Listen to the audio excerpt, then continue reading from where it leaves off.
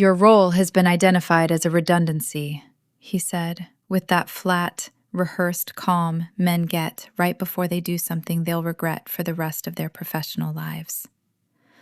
Across the table, the CEO wore his investor deck smile, the one he practiced in the mirror of his Tesla before every board call. Beside him, the chief operating officer sat with his hands folded like a man at his own confession, except he wasn't sorry. He was just bored.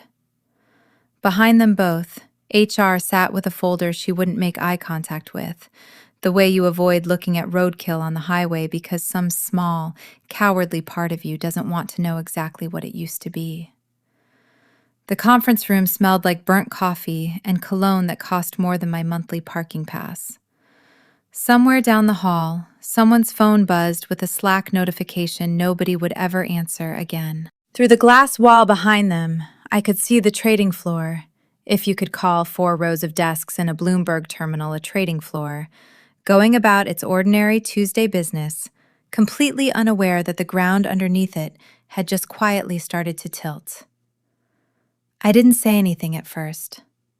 I just set my badge on the table, careful, deliberate, the way you'd lay down a winning card in a game the other players didn't know they were playing.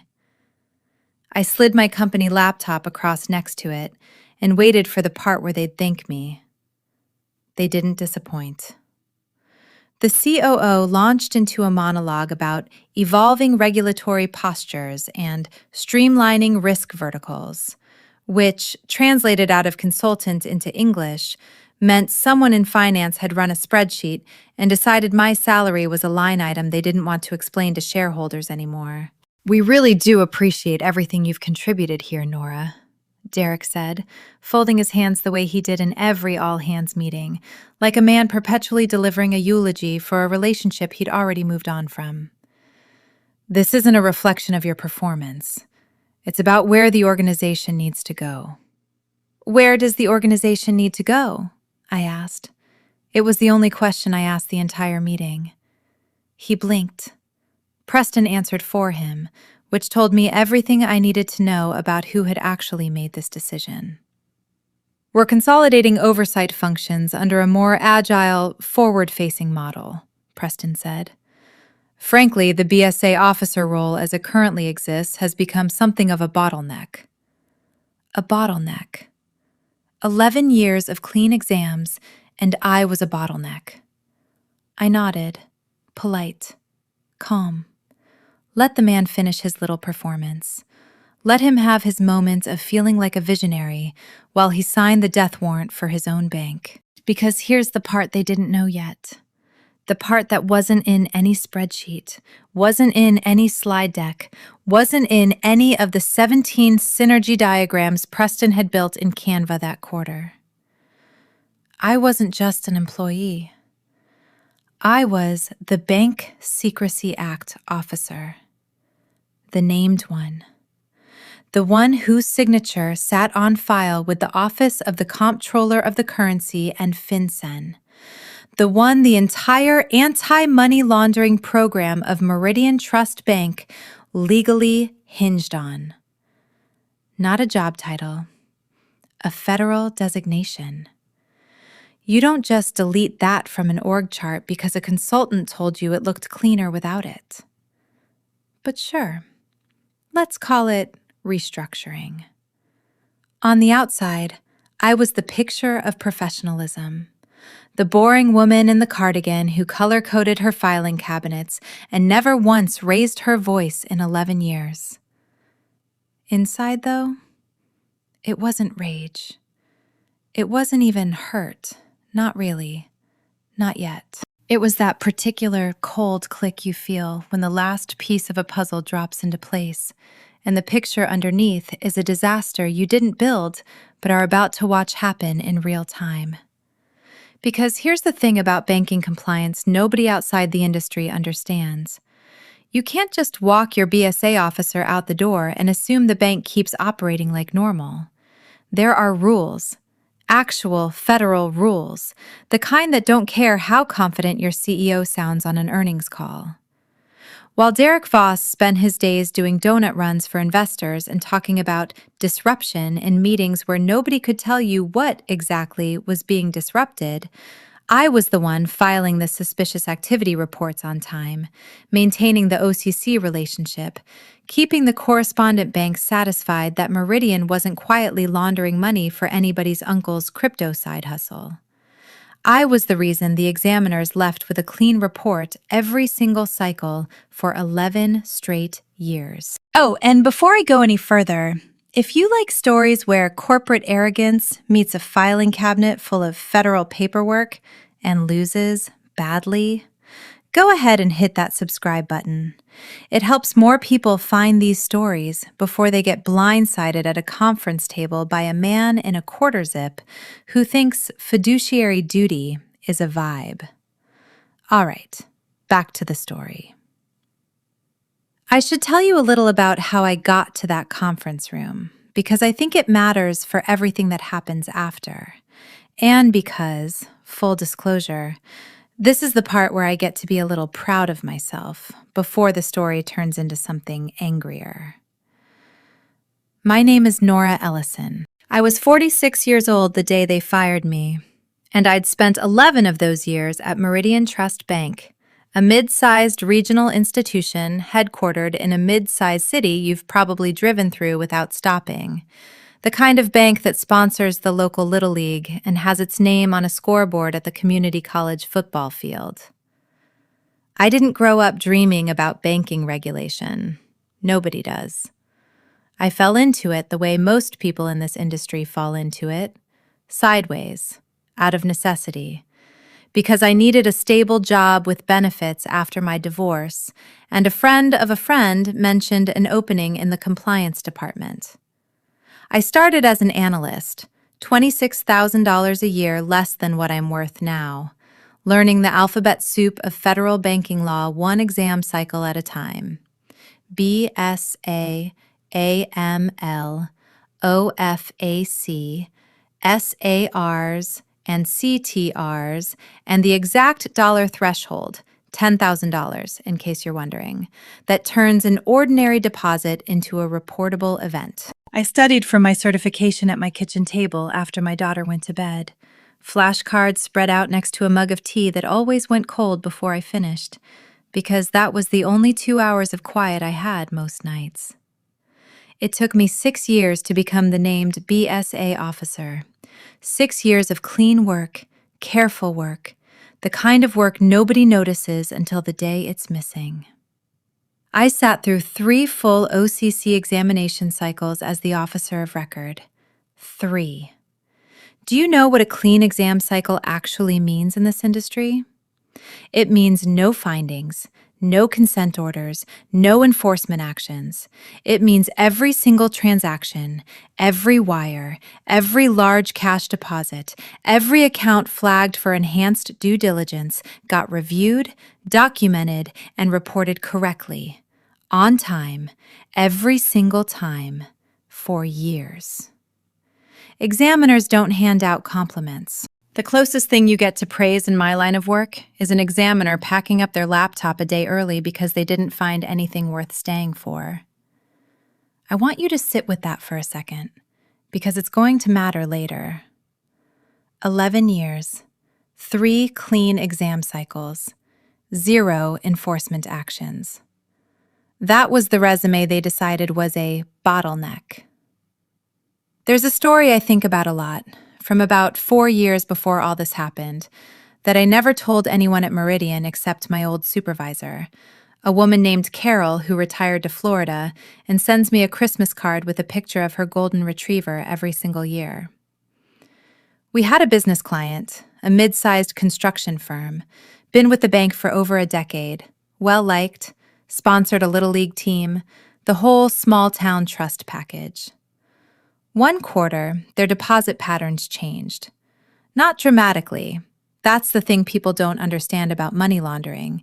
It's rarely dramatic. It's small, incremental, boring shifts that only look strange if you're the kind of person who spends her whole career staring at boring things until they start whispering.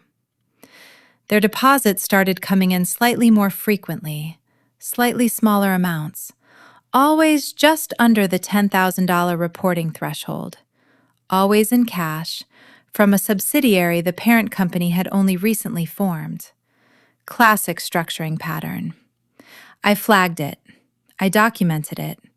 I filed a suspicious activity report, quietly, confidentially, the way the law requires, without telling a single soul at that construction company, because tipping off the subject of ASAR is itself a federal crime.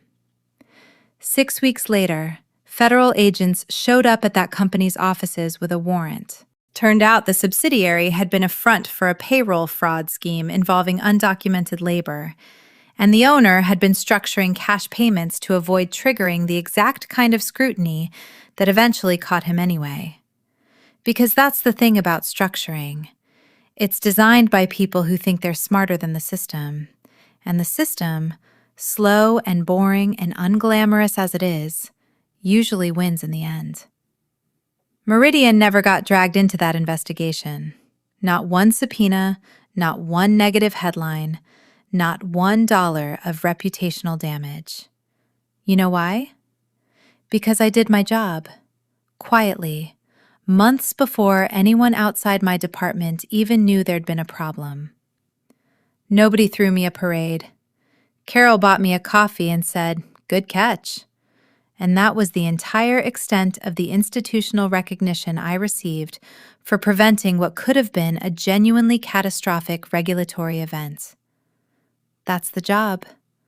That's the whole job, actually. You spend your entire career preventing disasters nobody ever finds out almost happened, and the one time you don't get to prevent one because somebody decided you were a bottleneck and walked you out the door before you could, that's the one everybody hears about. Looking back now, with the particular clarity you only get after a story has finished playing itself out, I can see the warning signs stacked up like dominoes for months before that final meeting. At the time, they just felt like the ordinary friction of working under new leadership. I want to walk you through a few of them, because I think it's important you understand that nothing about what happened was sudden. It built, slowly, the way most disasters actually build, one dismissed memo at a time. The first sign came about 10 months before my termination, during a routine review of wire activity, when I noticed an unusual pattern in a small business account tied to a company called Brightline Logistics, another name that would later resurface, though I didn't know it yet. I flagged it for enhanced monitoring. Standard procedure, nothing dramatic. 2 weeks later, in a hallway conversation that lasted less than 90 seconds, Preston mentioned, almost in passing, that Brightline was a friend of a friend's business and that he'd appreciate it if the review didn't slow down their credit line application. I told him, politely, that enhanced monitoring wouldn't affect the credit process and that regardless, personal relationships had no bearing on how I conducted compliance reviews. He smiled, said, of course," and walked away. I documented the conversation that same afternoon, the same habit that would later matter so much more than I could have predicted in that hallway. The second sign came about 6 months out, during a quarterly compliance committee meeting, when I presented our standard metrics dashboard, the real one, the one with actual regulatory frameworks attached to it, not Kai's later trampoline fantasy. Derek interrupted partway through my presentation to ask whether we could streamline the SAR filing process to reduce friction for high-value clients.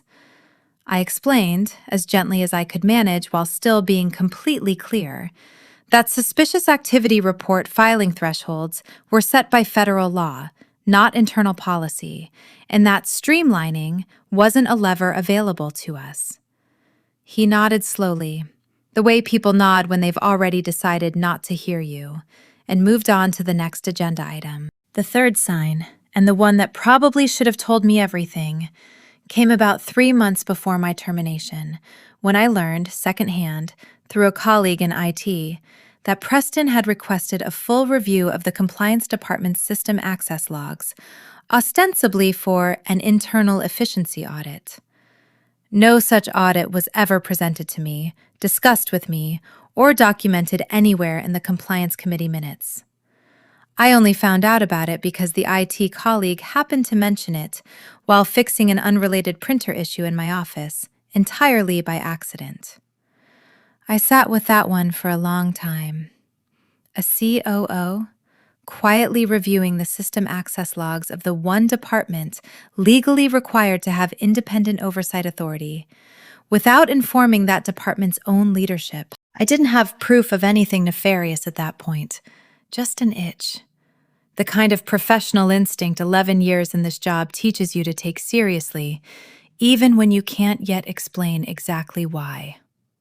I filed a memo. Of course I filed a memo. By that point in my career, filing a memo about something that felt wrong was as automatic as breathing. I want to be honest with you about something here, because I think it matters for the integrity of this story.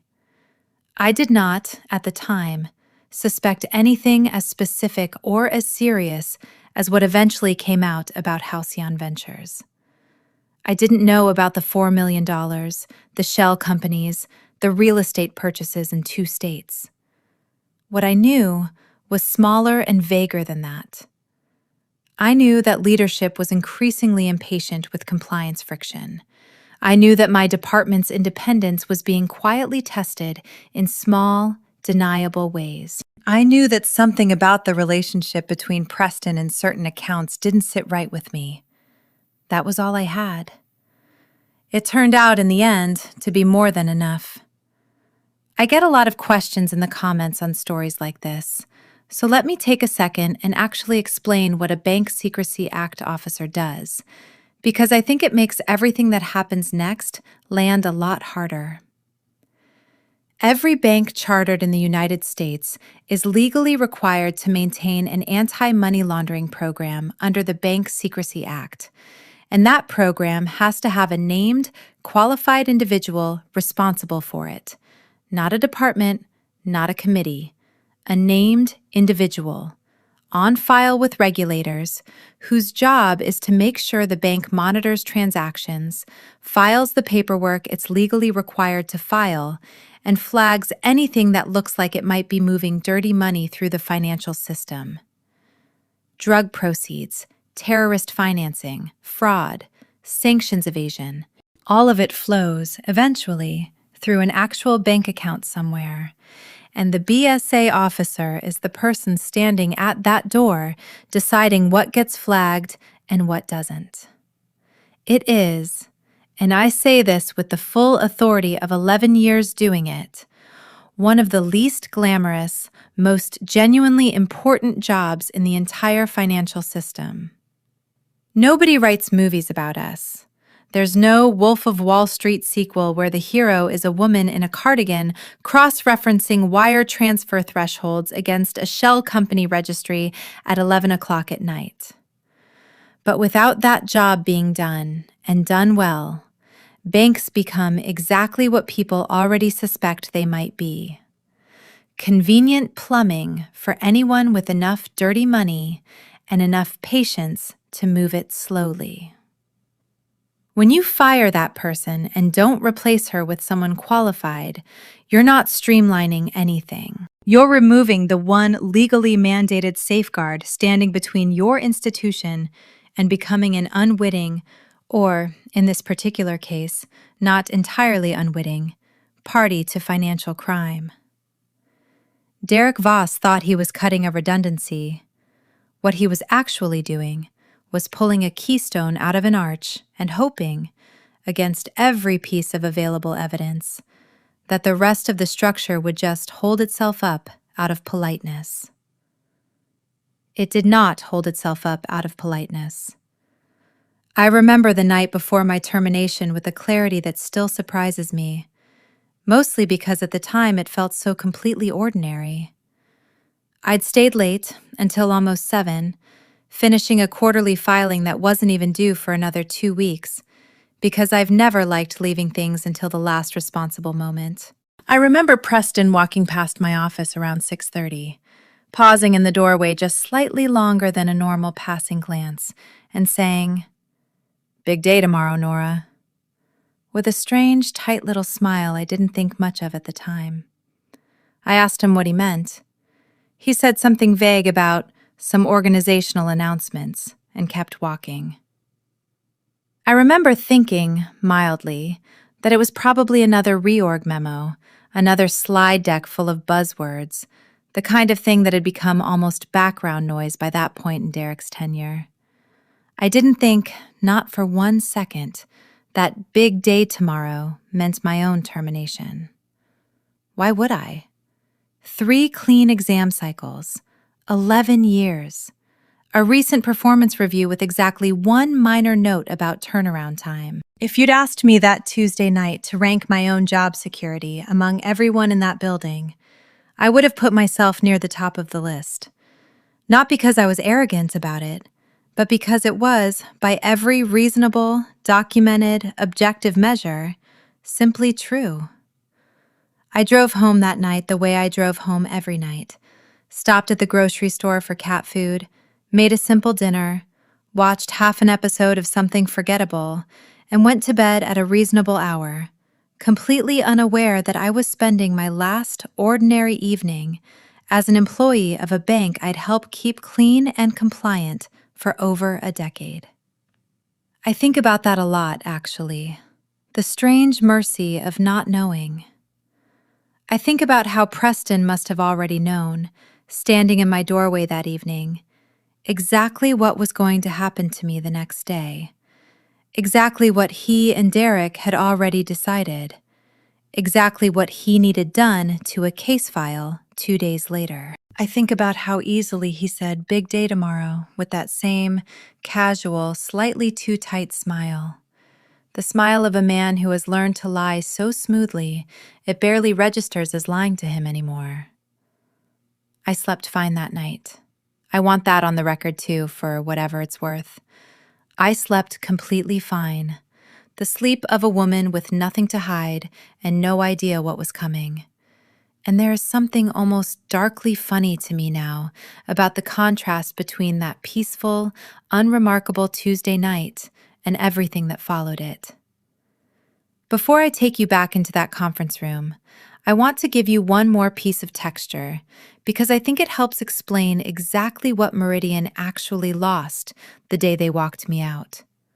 An OCC examination cycle is not a pleasant experience for anyone involved, even when it goes well. Examiners arrive, usually a team of 2 or 3, and set up in a windowless conference room for anywhere from a week to a month, depending on the size and complexity of the institution. They pull files, they interview staff, they test transaction samples against internal policy.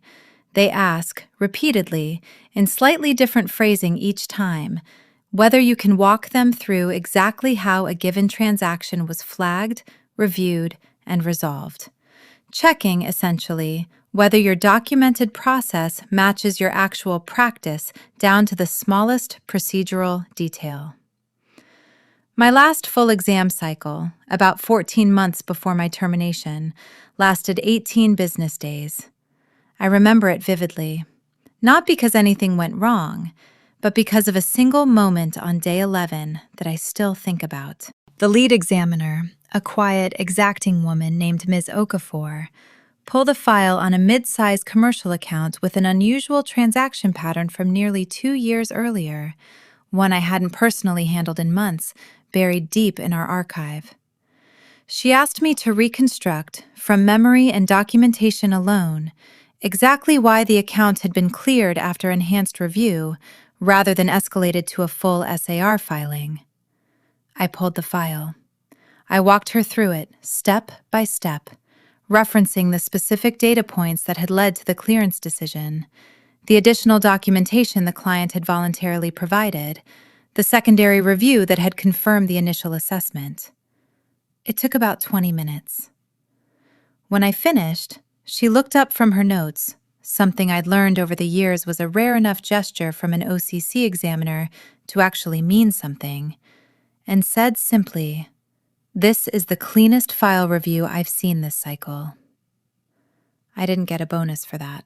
I didn't get a plaque.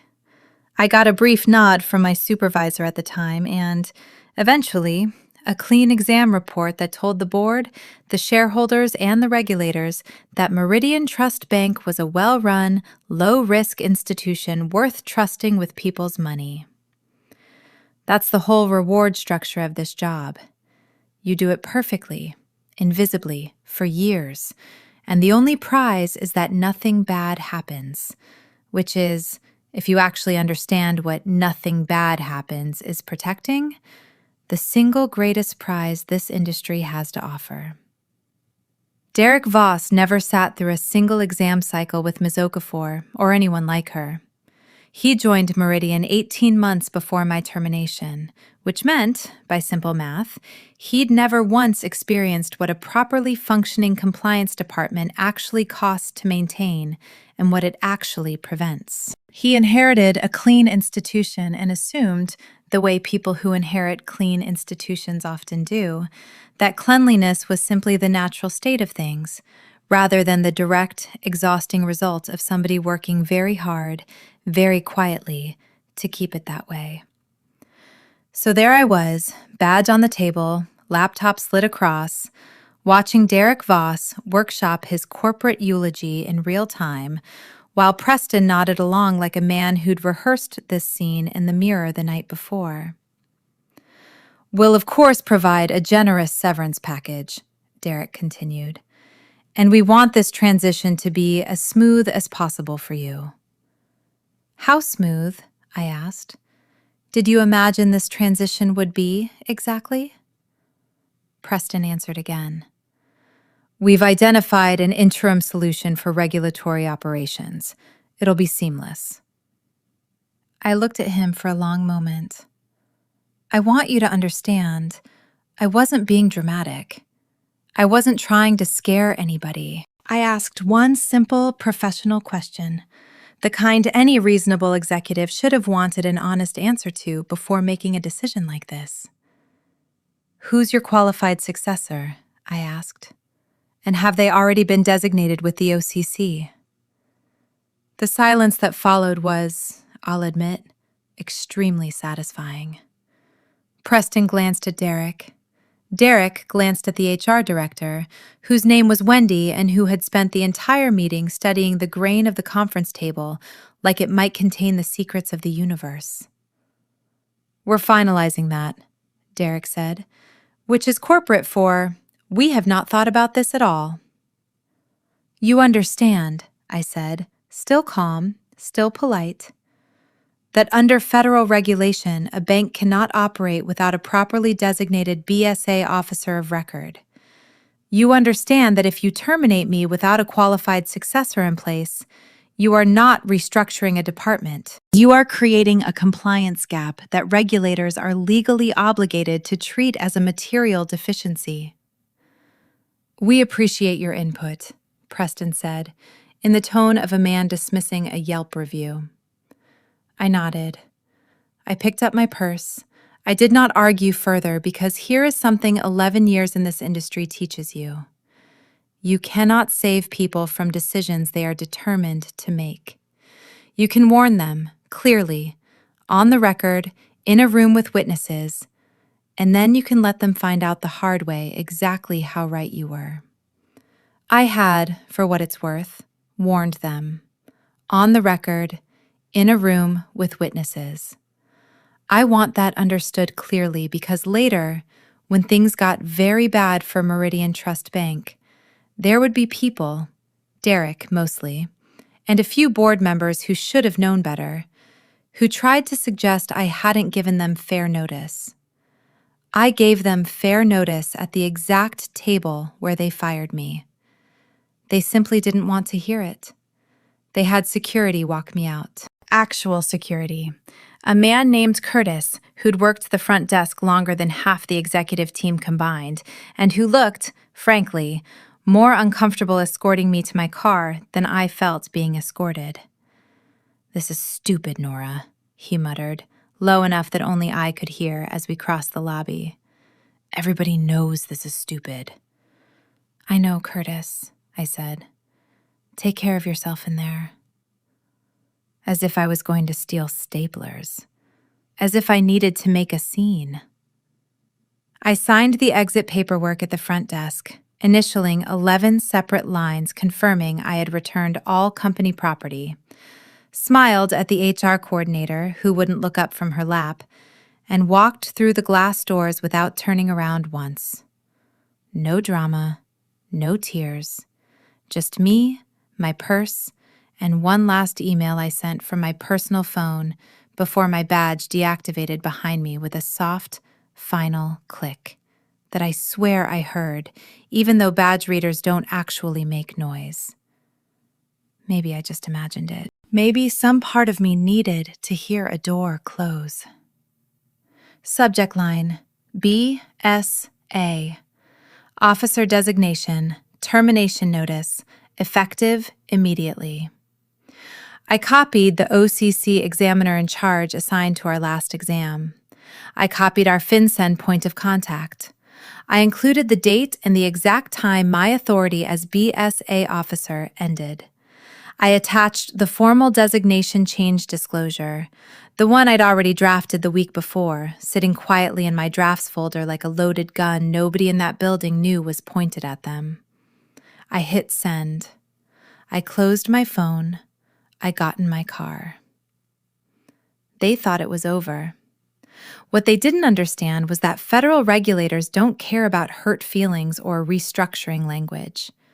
That single email did something no amount of consultants or Canva slides could undo. It put the entire bank's anti-money laundering program into a state regulator's call, very clinically, non-compliant designation status. Every wire transfer processed after that email, every large cash transaction, every single piece of correspondent banking activity Meridian touched from that point forward existed in a legal gray zone that examiners have a very specific, very unforgiving name for.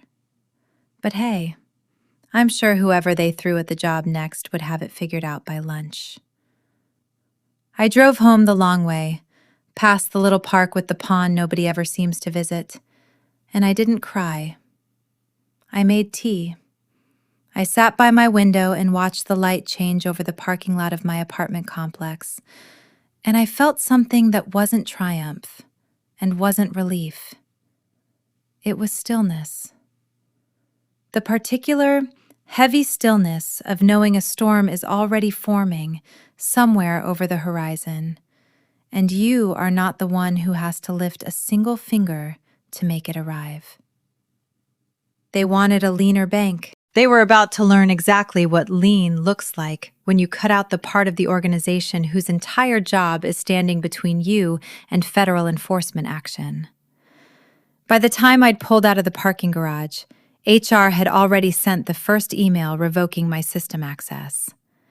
You could feel the panic building in the timestamps alone. One at 2:41 p.m., another at 2:41 p.m., another at 2:44, a third at 2:47, marked urgent in red. The kind of red people use when they're starting to realize they don't actually understand what just happened. My badge was deactivated by 2:52. By 3:10, building security had flagged my old credentials as a potential threat indicator in their system, which felt almost funny, considering I'd spent over a decade being the person who kept actual threats out of that building. I sat in my car in a strip mall parking lot with the engine running, and opened my personal inbox out of habit more than anything. One new message. A plain gray auto reply. No formatting, no logo, just 7 words in a font that looked like it hadn't been updated since 2003. Notice received. Compliance status under internal review. That was it. That was the whole email. And somehow it hit harder than anything Derek Voss had said across that conference table. Because I knew what that sentence meant, even if nobody else in that building knew yet. It meant the machine had started turning. Quietly, without malice, Just paperwork doing exactly what paperwork is built to do. I should tell you, I didn't feel triumphant.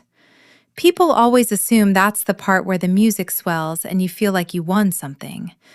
I didn't. What I actually felt was sad. In a slow, exhausted way.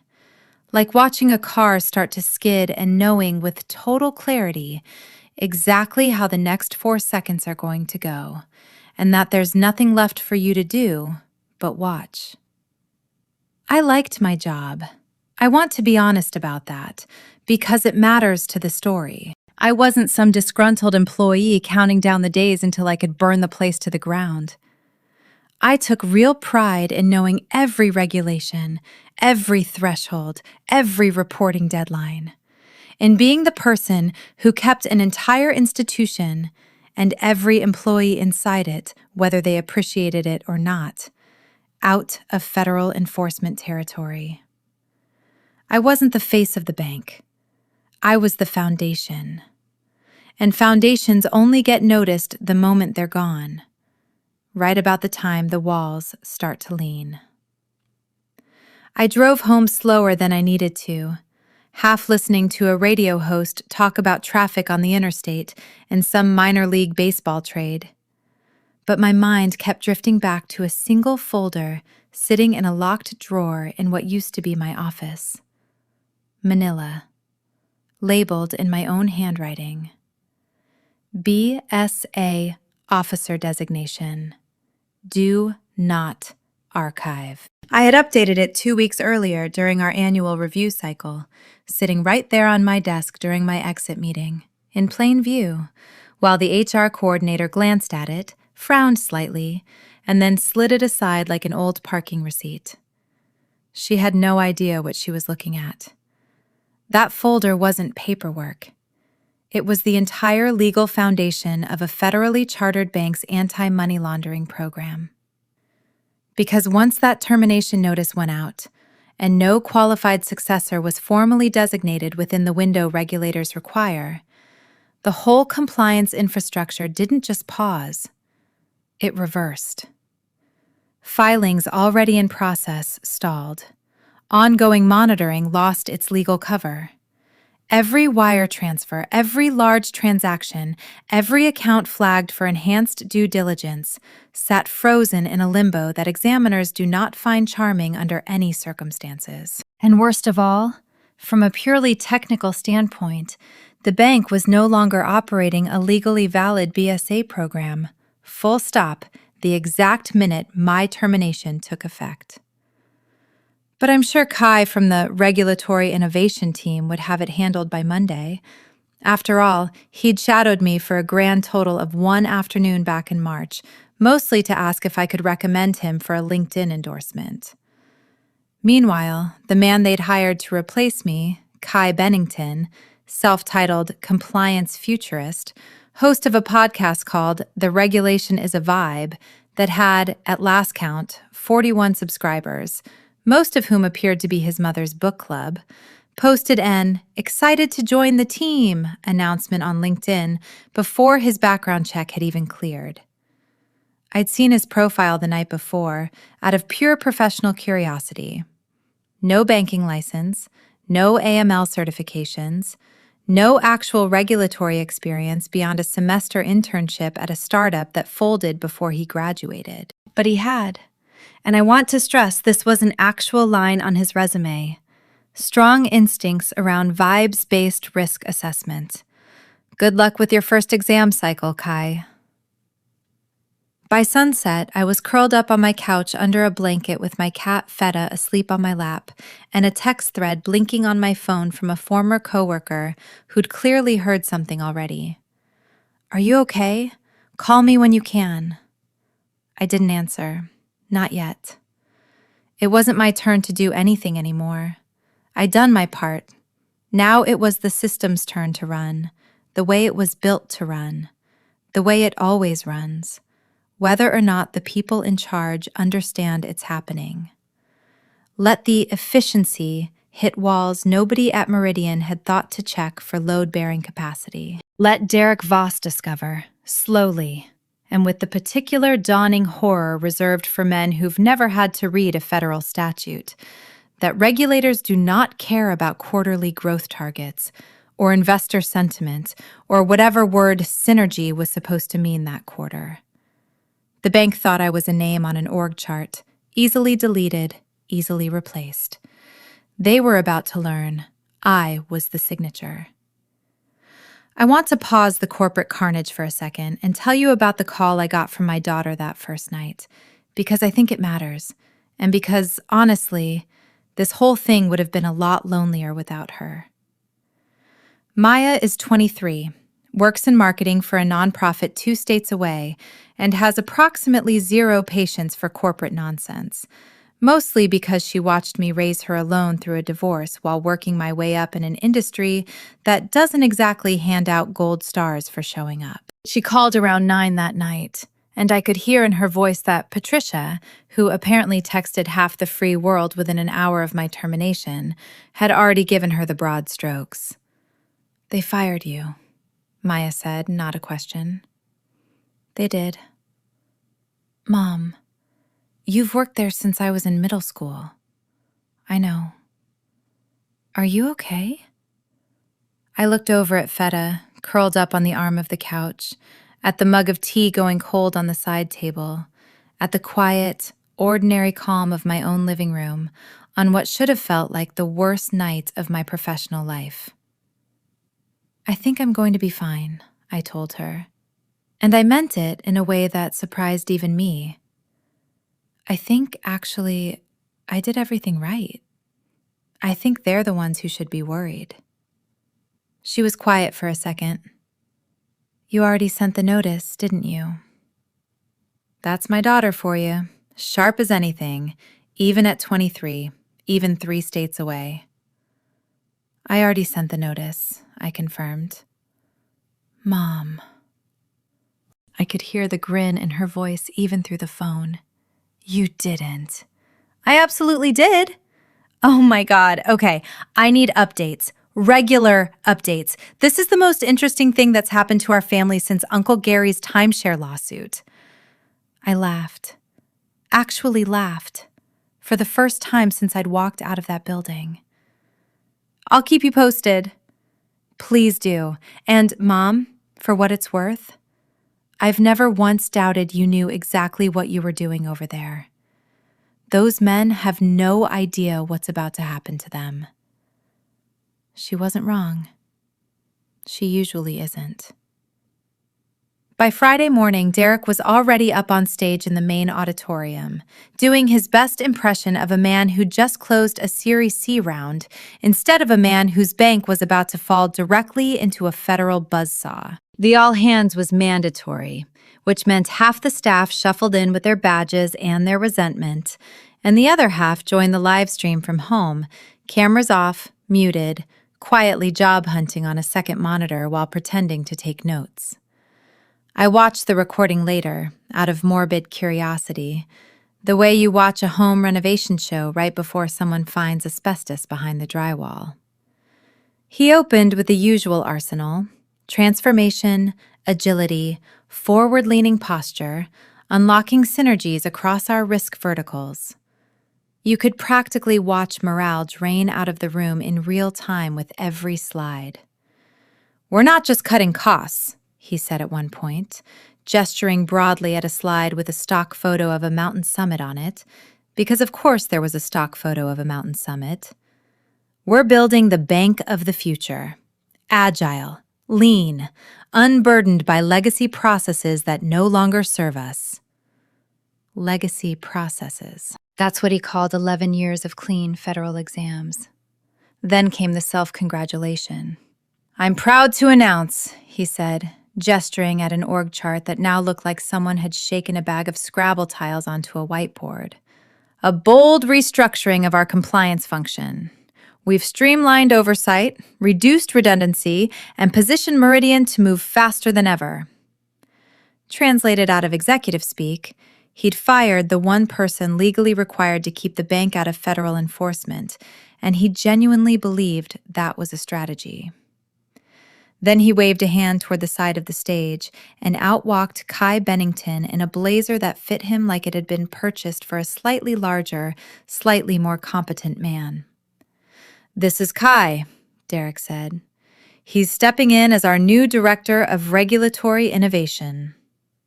Not compliance, not BSA officer, regulatory innovation. The kind of title you invent specifically when the person filling it isn't qualified for the job that actually needs doing, but you still want a headline for the investor newsletter. Kai took the mic like he'd been waiting his whole life for exactly this moment, which, based on his LinkedIn history, he probably had. "I'm just so pumped to be here," he said. "I really see compliance less as like a set of restrictions and more as an opportunity space, a canvas. I want us to think about regulation not as a wall, but as a trampoline." I want you to know I paused the recording at that exact moment and sat in silence for a full 30 seconds because I genuinely did not know how to process the phrase regulation as a trampoline coming out of the mouth of a man who was, as of that morning, legally responsible, on paper, if not yet formally designated, for keeping a federally chartered bank compliant with the Bank Secrecy Act. You could feel the room go quiet in a way that wasn't respectful. It was the kind of quiet people go when they're doing math in their heads and not liking the answer. A woman 2 rows in front of the camera, someone from the audit team, if I remembered correctly, actually put her face in her hands. Someone else, off camera, muttered something that got picked up faintly by the room mic and sounded a lot like, "Oh my God." Derek didn't notice. Derek never noticed. That was, in a lot of ways, the entire story of Derek Voss. I want to tell you a little bit about how these 2 men ended up running a bank into a regulatory wall, because I think it matters, and because I spent 18 months watching this exact collision build in slow motion before it finally happened. Derek Voss came in 18 months before all this, brought on by a board that had gotten dazzled by his resume. 3 years running a payment startup that got acquired for a number that sounded impressive until you looked at how much of it was actually cash versus stock options nobody could sell. He talked fast, dressed like he was always 15 minutes from a TED Talk, and had exactly one real skill, which was making people in a room feel like they were part of something important, even when nothing important was actually happening. His COO, Preston Yale, was worse in a quieter way. Preston was the kind of man who used the word optics unironically in meetings, who genuinely believed compliance was a cost center you could optimize the way you'd optimize a supply chain, and who once, in a meeting I sat through with my hands folded very tightly in my lap, referred to the Bank Secrecy Act as more of a guideline situation, right? It was not, I informed him, more of a guideline situation. He laughed like I'd made a joke. I should have known then, honestly. I should have known the day he laughed at federal law like it was a suggestion box comment that eventually he and Derek were going to do something that made that laugh a very expensive mistake. I just didn't think it would be me sitting across the table from them when the bill came due. There's another moment I think about too, from about 8 months before my termination. A budget meeting where Preston proposed cutting the compliance department's headcount by 1/3 to reinvest in growth initiatives.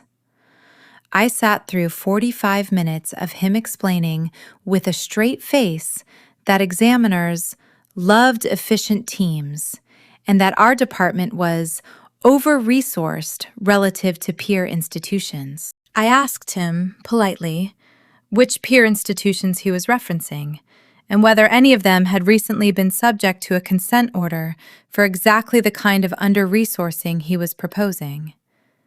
He didn't have an answer. He moved on to the next slide instead, the way men like Preston always do when a question doesn't have an answer that flatters them.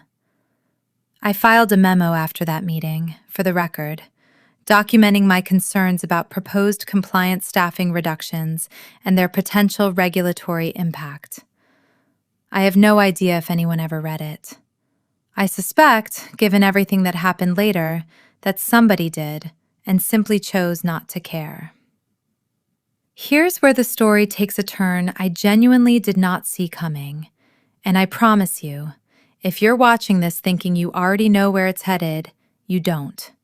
Not yet. About 4 days after my termination, a woman named Patricia, my old audit contact, someone I'd worked alongside for 6 years and genuinely trusted, called me from her personal cell.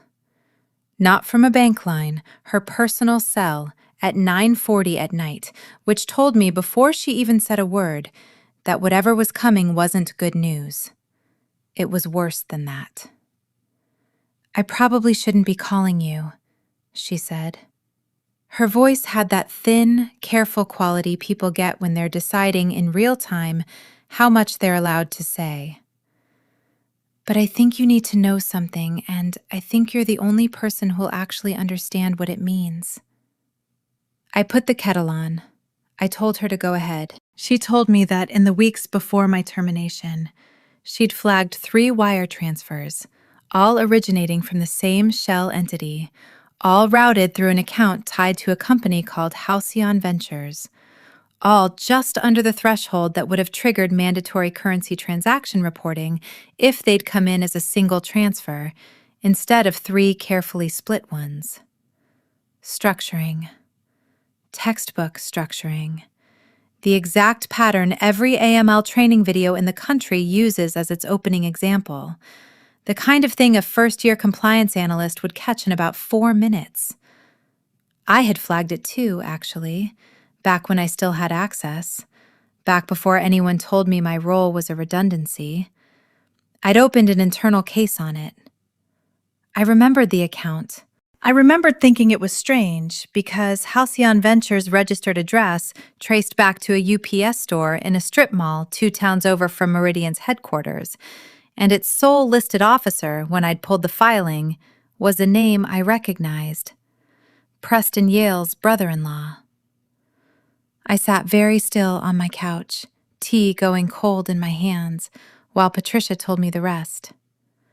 The case I'd opened had never been closed out properly. It had never been escalated.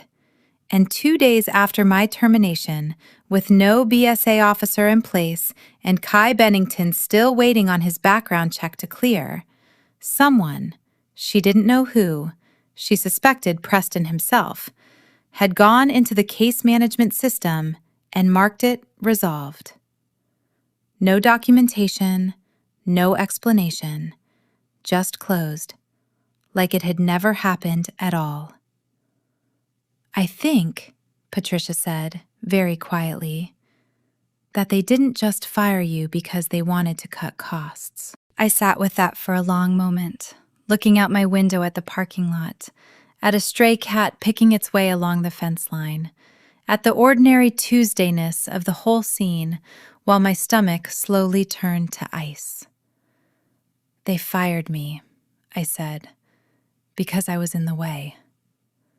"Nora," Patricia's voice dropped even lower. "I'm scared. I don't know who else knew about this. I don't know if I'm safe raising it internally anymore, not with the case already closed out over my objection. What do I do?"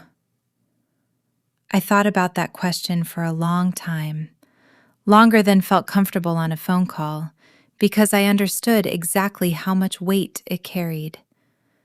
Patricia still worked there. She had a mortgage, a kid in braces, a career she'd built carefully over a decade. And I was about to tell her something that could put all of it at risk if she acted on it and something went wrong. "You document everything," I told her finally. "Dates, times, exactly what you saw, exactly what happened when the case closed. You keep a personal copy, somewhere outside the bank's systems, somewhere they can't touch. And then you let me handle the rest, because I don't work there anymore, which means I have something you don't have right now." "What's that?" nothing left to lose. I need to be very clear with you about something, because it matters for everything that happens after this. I did not go looking for revenge. I did not leak anything to a reporter. I did not call anyone I shouldn't have. I did not do a single thing that could remotely be described as sabotage. What I did was much simpler and much more dangerous to Derek Voss and Preston Yale than anything I could have cooked up on purpose. I told the truth, in writing, to the people whose entire job is to care about the truth. The next morning, I sat down at my kitchen table with my second cup of coffee and drafted a formal letter to the OCC examiner in charge who'd handled our last exam cycle, the one who already had my termination notice sitting in her inbox. I laid out, factually, without a single adjective, exactly what I knew. The dates, the transaction amounts, the internal case number I'd opened before my termination. The fact that the case had a documented paper trail up until the day it mysteriously closed itself 2 days after I was walked out of the building with no successor in place. I attached copies of the emails, the ones I was legally entitled to retain because I'd been the compliance officer of record, and every professional standard I'd ever been trained under said, preserve documentation, always, no matter what. I didn't accuse anyone of anything. I didn't need to. That's the thing about a well-documented paper trail. It does the accusing for you, in a language regulators speak fluently, and executives, apparently, never bother learning until it's much too late. I hit send at 8:14 a.m. on a Wednesday. Then I made myself a proper breakfast, took Feta out to sit on the balcony with me while she watched birds, and did not think about Meridian Trust Bank for the rest of the day. Because here's what I'd learned over 11 years of doing this job the right way when nobody was watching. Once the truth is in the right hands, it stops being your job to carry it. It becomes gravity's job. And gravity does not need your help or your permission or your tears. Oh, and if you're new here, this is usually the part where I remind you to hit subscribe, because we're just getting to the part where things start falling apart in ways that are, frankly, delicious to watch from a safe distance with a warm cup of tea. Stick around, because it's about to get a lot worse for Meridian Trust Bank and a lot more interesting for the rest of us. By the following Monday, the fallout had a shape. Not rumors anymore. Paper. Signed, stamped, sitting in inboxes like little grenades with the pins already pulled.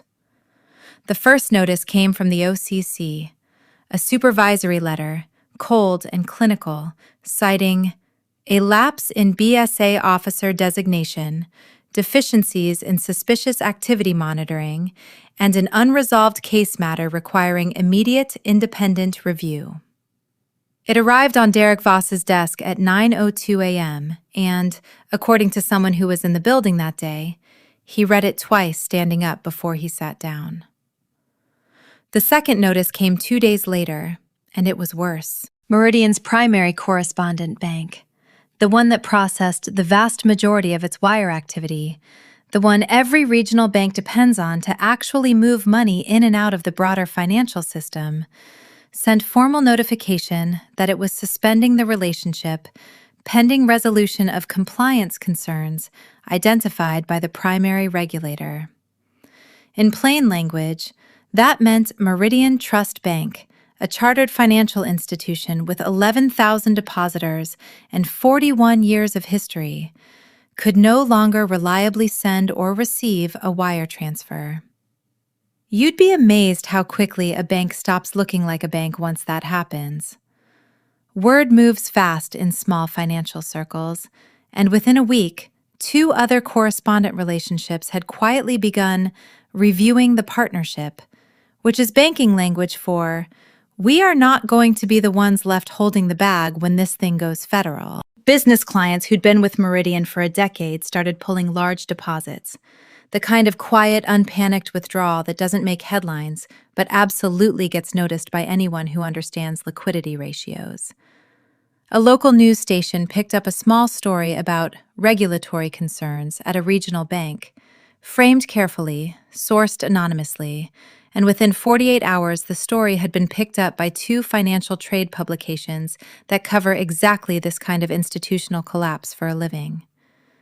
I watched all of it from a comfortable, appropriate distance, the way you'd watch weather radar for a storm that isn't headed toward your house. I wasn't gloating. I want to be honest with you about that because it would be easy for me to sit here and tell you I felt vindicated, triumphant, some kind of quiet justice warrior glow. I didn't. Mostly I felt tired and a little sad. The way you feel watching something you used to care about burn down, even when you know exactly whose hand held the match. Inside the building, from what I heard through the handful of former colleagues who still texted me, it was chaos wearing a business casual dress code. Executives canceling meetings with thin excuses. Legal running on caffeine and panic. Kai Bennington, the Director of Regulatory Innovation, resigned 11 days into the job with an email that had no punctuation and, I was told, a single smiley face at the end, which felt about right for a man whose entire compliance philosophy had been vibes-based. Patricia sent me the actual text of his resignation email, screenshotted, because of course somebody forwarded it around before it hit the shredder of institutional memory. It read in full, "Hey team, this isn't the right fit for me at this time. Going to focus on some other opportunities that align more with where I'm headed. Thanks for having me here." I read it 3 times and still couldn't decide if it was the funniest or saddest thing I'd seen all week. HR scheduled a resilience and wellness training session. Nobody showed up. Half the staff quietly updated their LinkedIn profiles to open to work within the same 48-hour window, which is its own kind of mass exodus, silent and devastating and completely invisible to anyone who isn't paying close attention. One of the loan officers, a man named Greg, who'd always been kind to me in the break room, even when he clearly had no idea what my job actually involved, texted me out of the blue. "Is it true you saw this coming?" I didn't answer directly. I just told him to keep good records of his own work, always, no matter who was signing his paychecks. He thanked me. I don't think he fully understood why I said it, not yet, but I suspect he does now.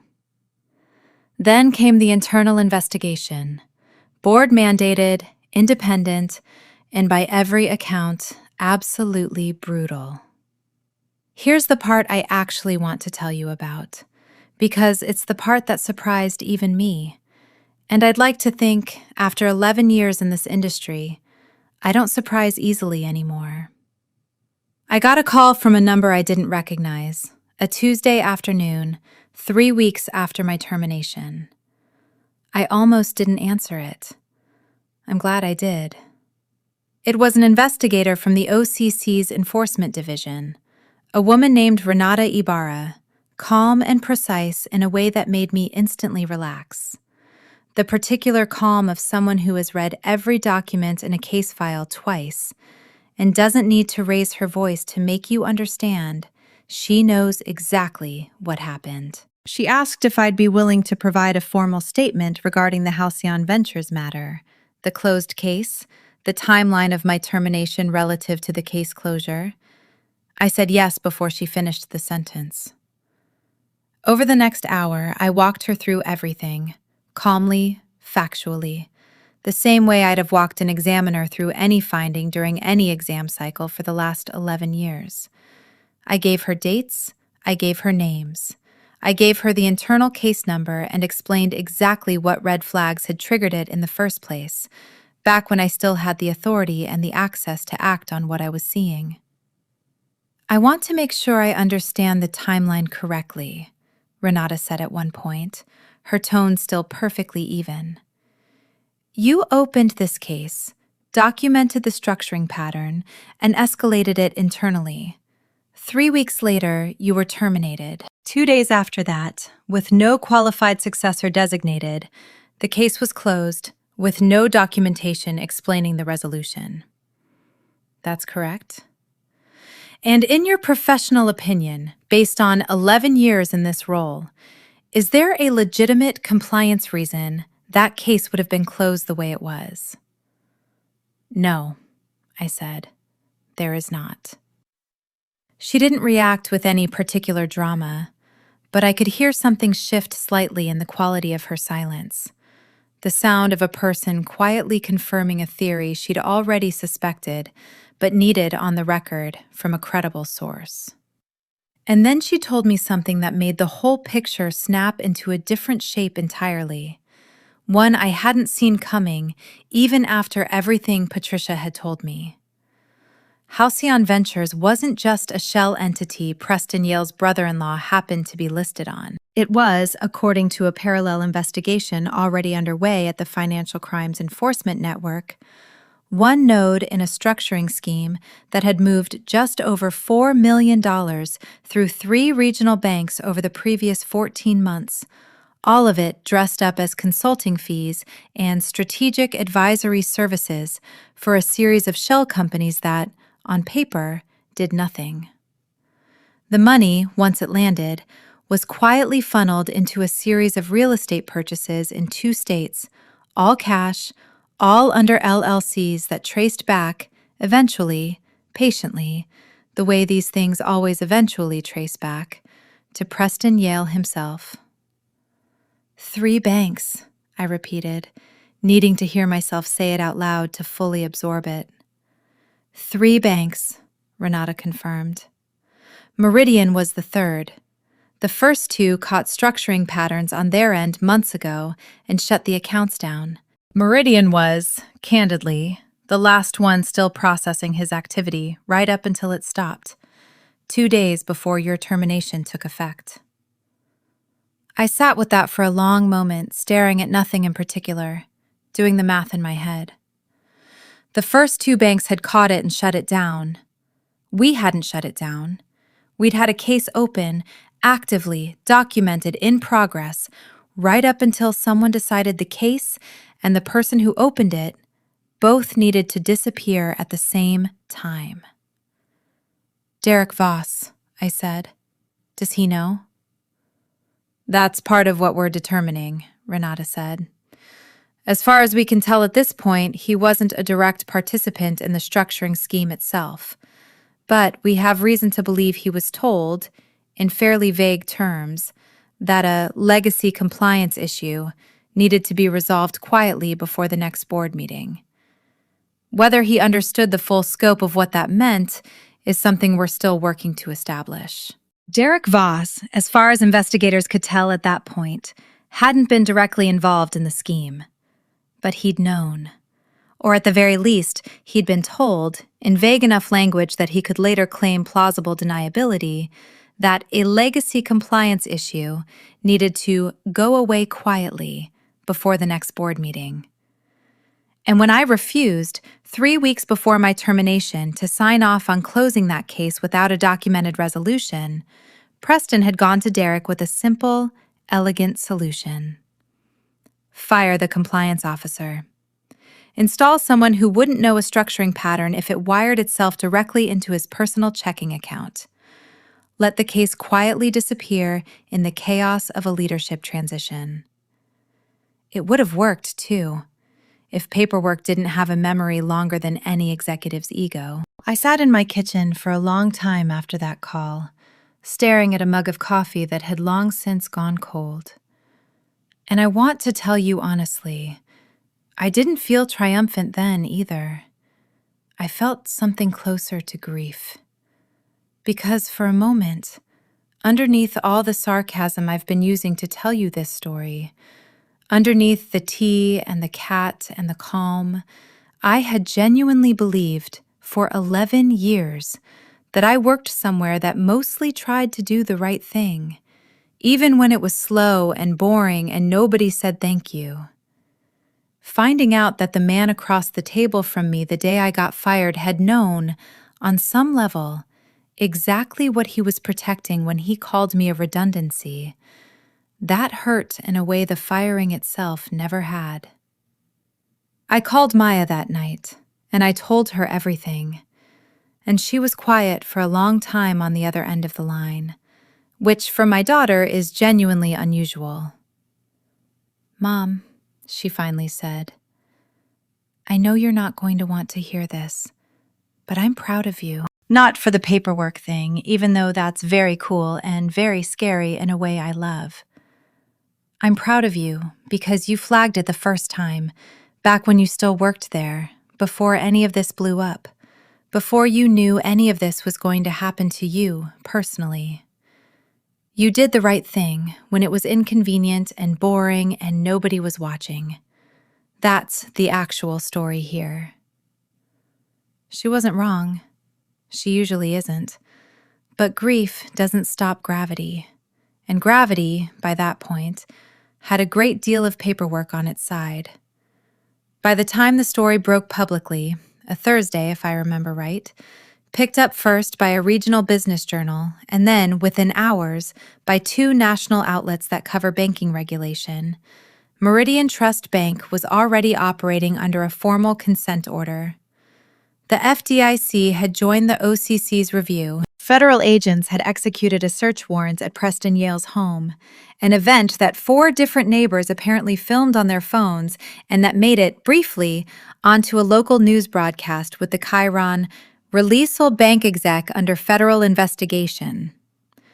Patricia sent me a link to the news clip, and I watched it once, standing in my kitchen, feeling a strange, distant sort of nothing as I watched agents and windbreakers carry boxes out of a house I'd only ever seen once at a holiday party years earlier, back when Preston still occasionally pretended to be a normal, friendly colleague instead of a man who apparently thought federal banking law was a suggestion. Preston was placed on administrative leave the same day the warrant was executed. He resigned 4 days later, through a lawyer, in a statement that used the phrase, "looking forward to clearing my name," in a tone that convinced absolutely nobody. Derek held on a little longer, mostly, I think, because the board was too busy hiring outside counsel to fire him properly. But the writing was already on the wall in letters large enough for even him to read. At an emergency board meeting, and I only know the details of this because Patricia, bless her, texted me a play-by-play in real time from the hallway outside, Derek tried, in his own words, to provide context on the transition period, which was corporate speak for attempting to imply, without technically saying it out loud, that I had somehow left the bank exposed on my way out, that my departure had been sudden, that the compliance program's failures had begun, conveniently, right around the time I stopped being there to manage them. There were clearly gaps in how the transition was handled, Derek reportedly said, according to the leaked meeting minutes that a business reporter got hold of 2 weeks later. Ms. Ellison's departure created a period of vulnerability that, in hindsight, we may not have been fully prepared to manage. That's when General Counsel, a woman named Sandra Bellwether, who I had never particularly warmed to across 11 years of working alongside her, but who I will now defend to anyone who asks, stood up and put an end to that particular narrative in about 4 sentences. "We reviewed the full documentation," she said, according to Patricia, in the same flat, unbothered tone she used for literally everything, including, memorably, her own 50th birthday announcement in the break room. Ms. Ellison filed her formal notice within the required window. She flagged the halcyon matter 3 weeks prior to her termination in writing through the correct internal channel. She designated no successor because no successor met the regulatory qualification requirements at the time of her departure. Every action she took was fully compliant with both bank policy and federal law. The room, Patricia told me, went very quiet. The particular quiet that happens when the truth finally lands somewhere it can't be talked around anymore. One board member, an older man named Harold, who'd apparently been skeptical of Derek from the start, reportedly asked the only question that actually mattered.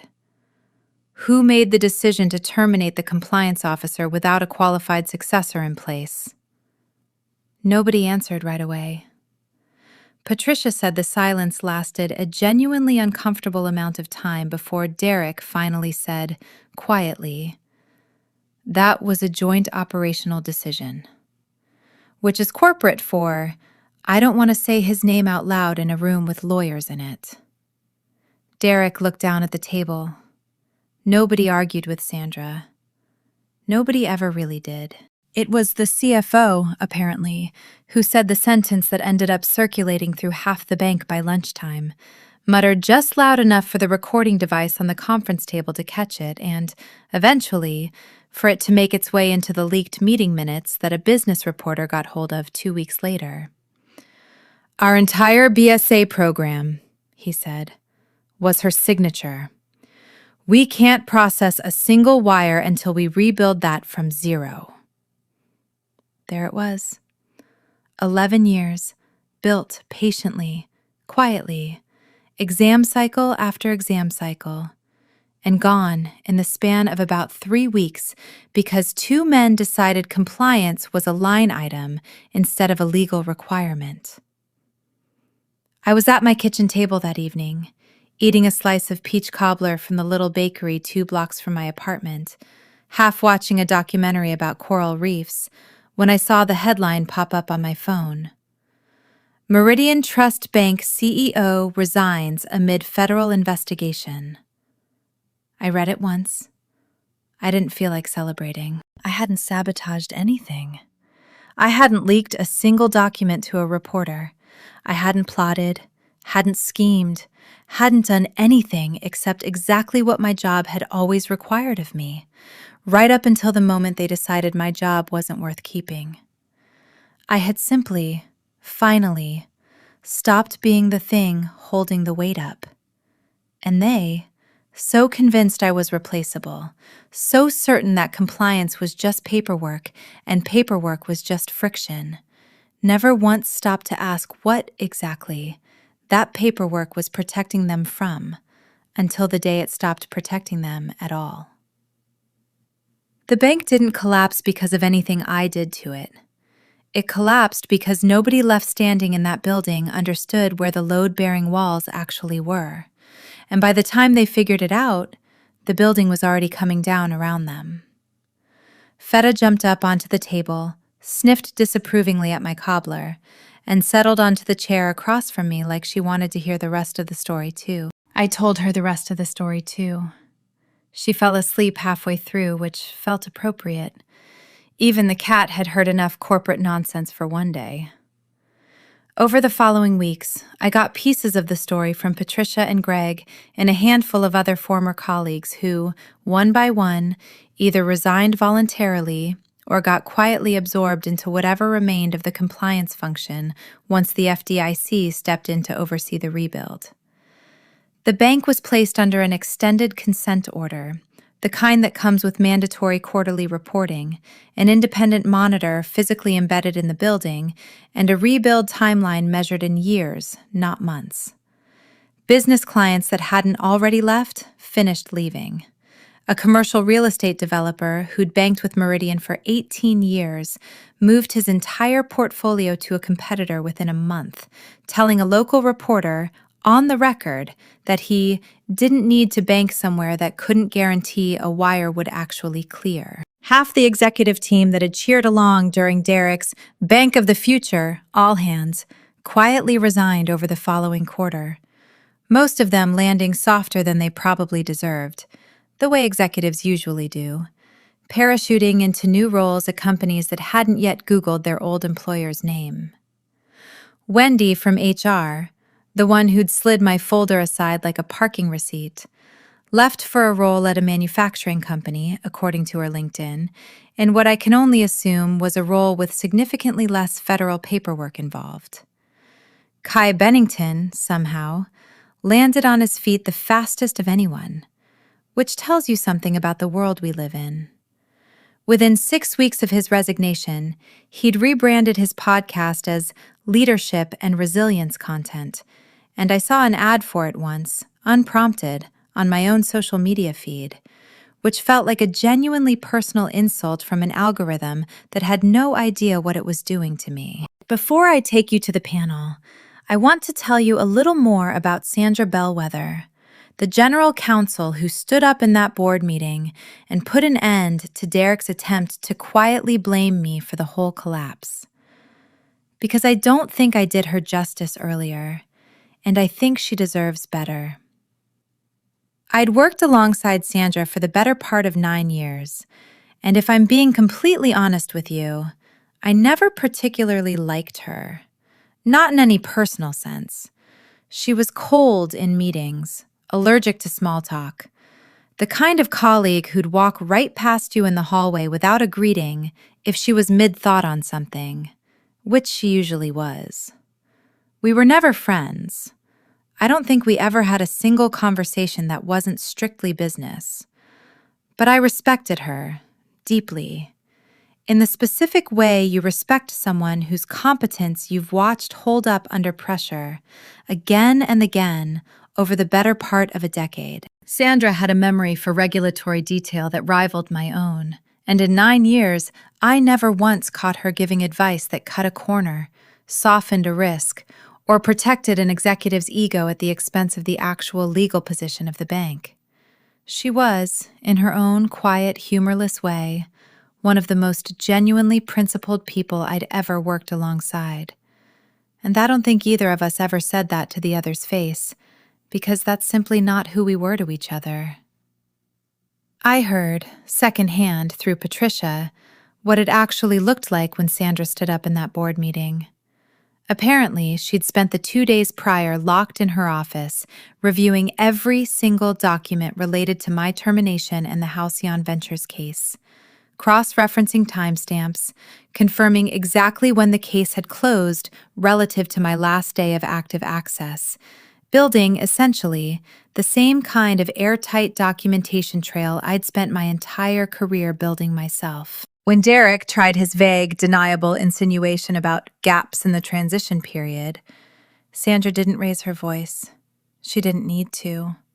She simply opened a folder, laid out the facts in order, and let the timeline speak for itself. The exact same tactic I'd used in my very first email to the OCC weeks earlier. I found out much later, through a mutual contact at the bank, that Sandra had actually pushed back against my termination internally before it happened, in a private meeting with Derek that neither of us knew about at the time. She'd apparently told him, in her characteristically blunt way, that terminating the BSA officer without a designated, qualified successor already in place creates unacceptable regulatory exposure, and I want that concern formally noted. He'd overruled her. Of course he had. But she'd made sure her objection was documented, in writing, dated, filed away in exactly the kind of place it would eventually need to be found. When I finally reached out to thank her, months after everything had settled, she responded in 3 sentences, no pleasantries, entirely in character. "You did your job correctly. I did mine. That's the whole story, really." I've thought about that response more times than I probably should. There's something almost beautiful in its refusal of sentiment, and something deeply true buried inside it, too. That is, actually, the whole story. 2 women doing their jobs correctly, years apart, documents apart, in a system that only works when enough people keep doing exactly that, quietly, whether or not anyone above them ever notices. I want to tell you something more personal, something I don't usually include in stories like this, because I think it explains something about where all of this discipline actually came from, and because Maya once told me I should stop skipping this part when people ask why I am the way I am about paperwork. My mother worked as a claims processor for an insurance company for 31 years.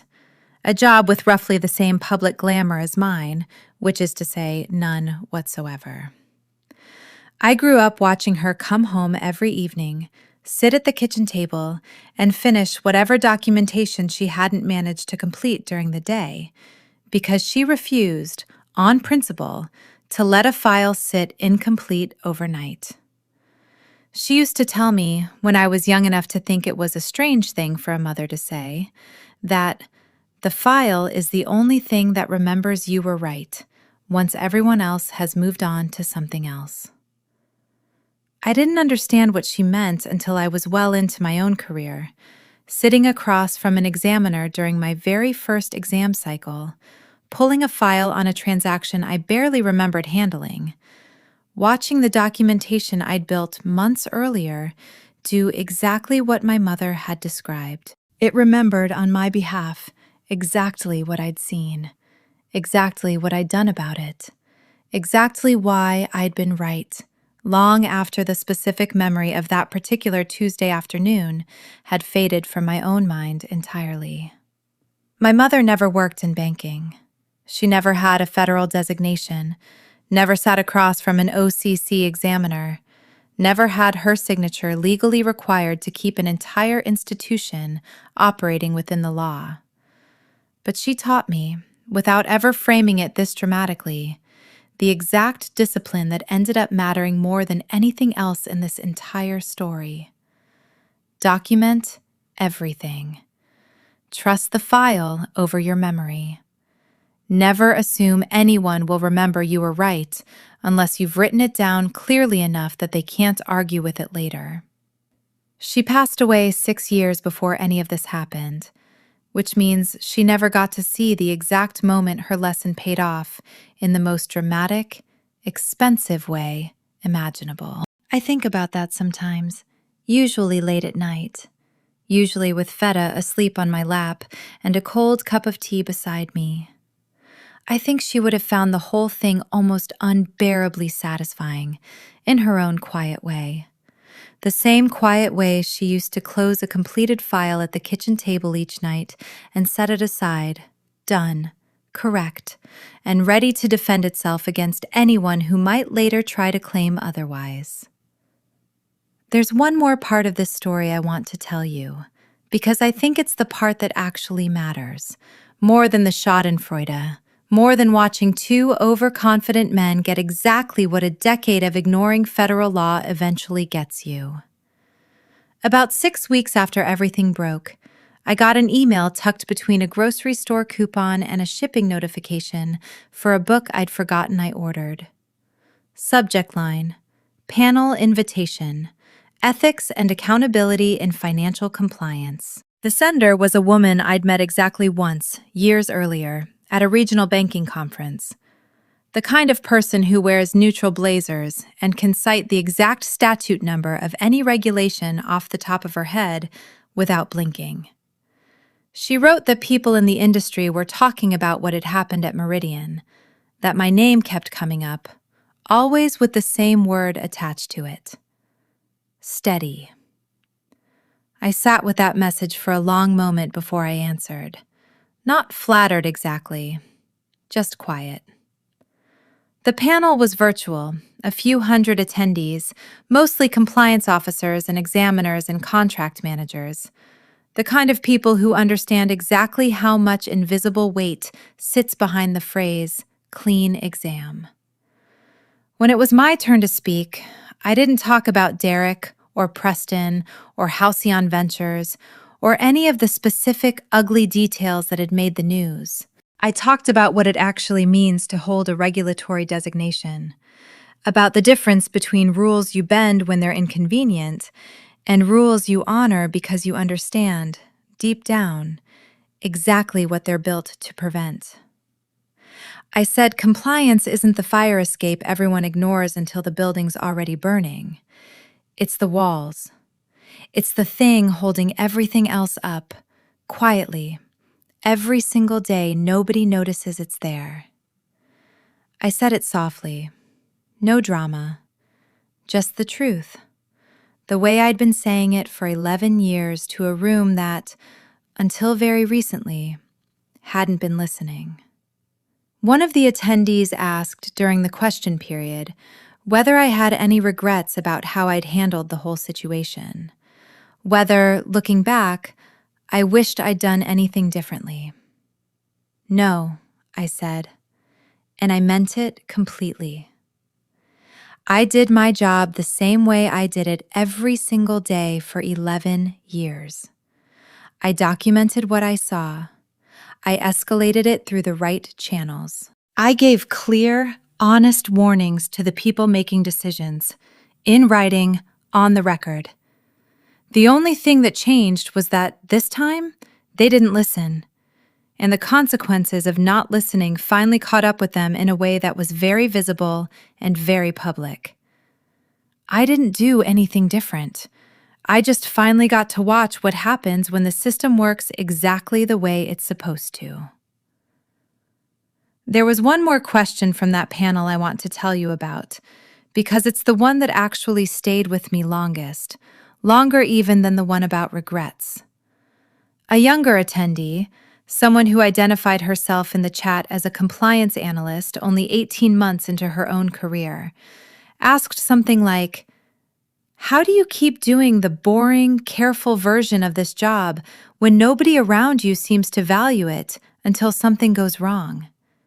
Doesn't it wear you down?" I sat with that question for a moment before I answered, because I wanted to give her something true, not just something comforting. "It does wear you down, some days," I told her. There were plenty of afternoons over 11 years where I sat in my office, cross-referencing a transaction against a sanctions list for the 4th time that week, and wondered if anyone in that building understood or cared what I was actually doing. The honest answer is, most of the time, they didn't, and they never will. And you have to make peace with that, because the job isn't built to be appreciated in real time.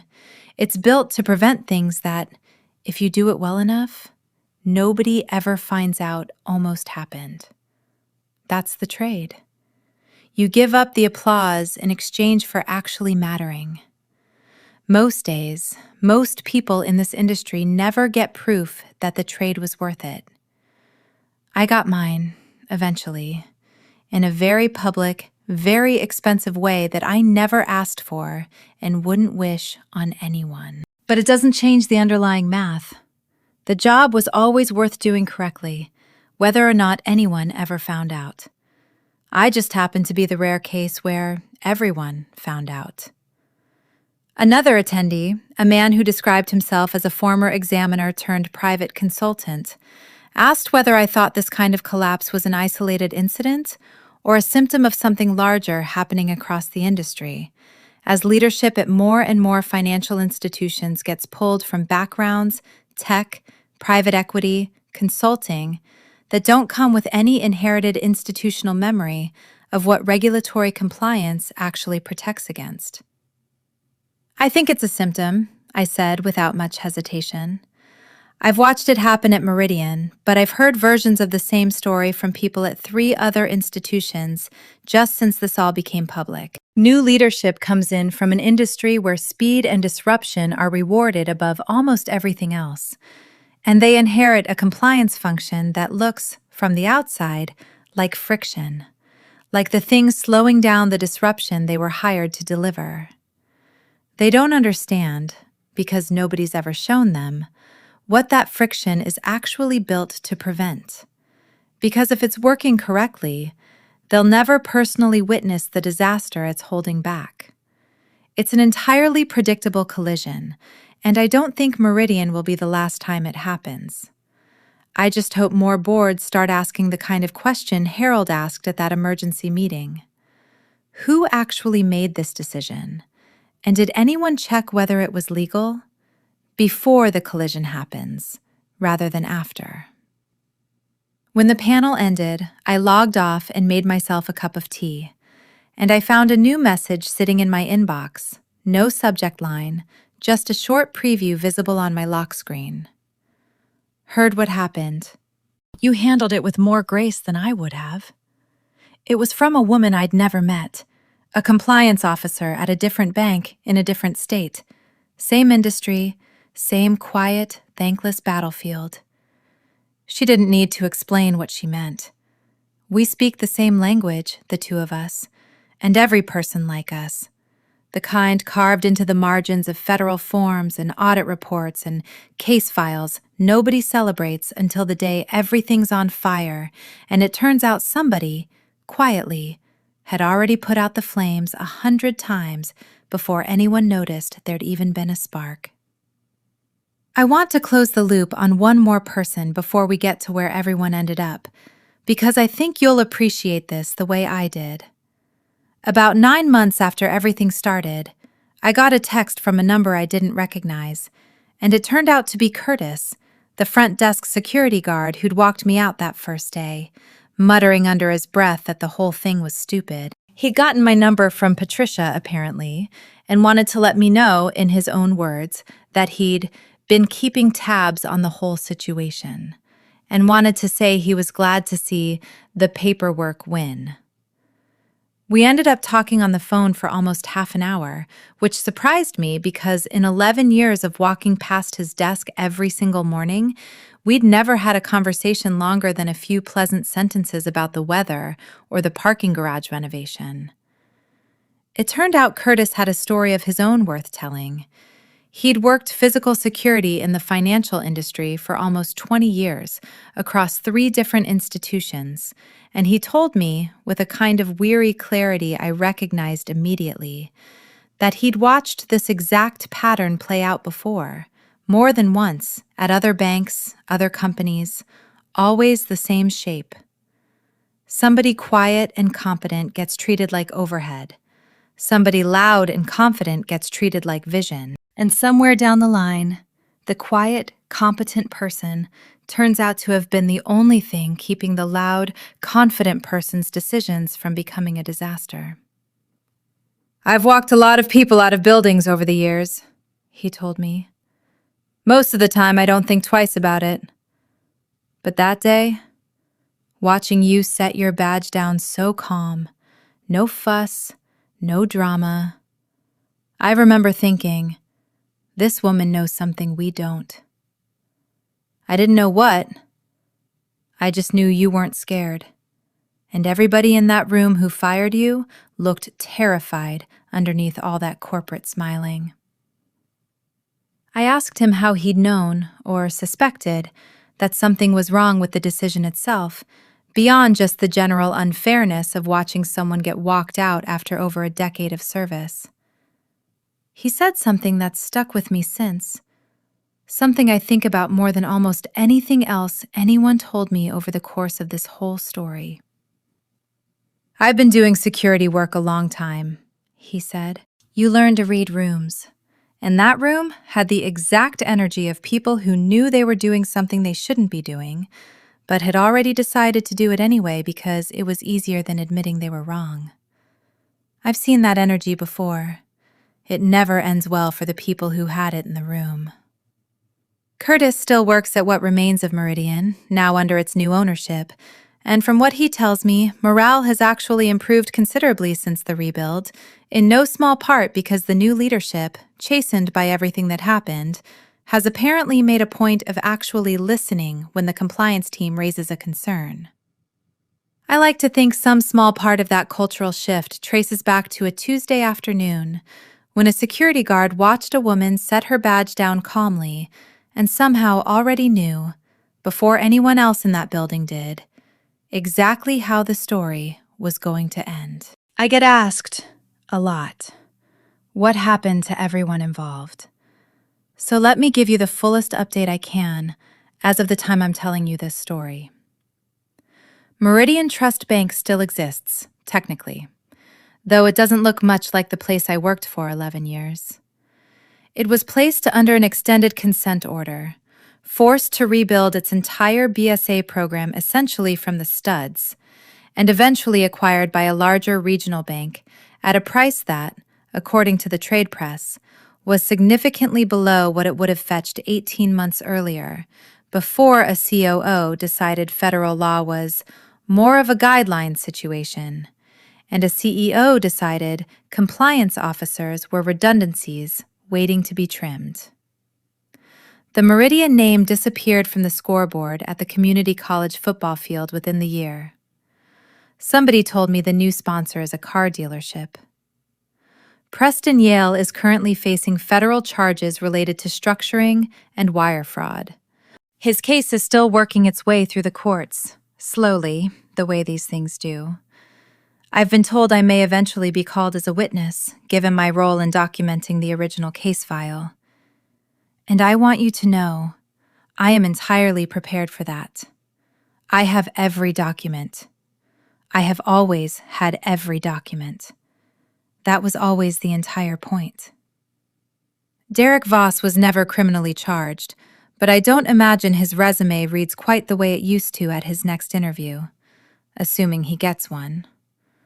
Last I heard, through the industry grapevine that apparently never stops talking, he'd taken a role advising startups on leadership transitions, which felt, to everyone I told, like an almost unbearably on-the-nose punchline.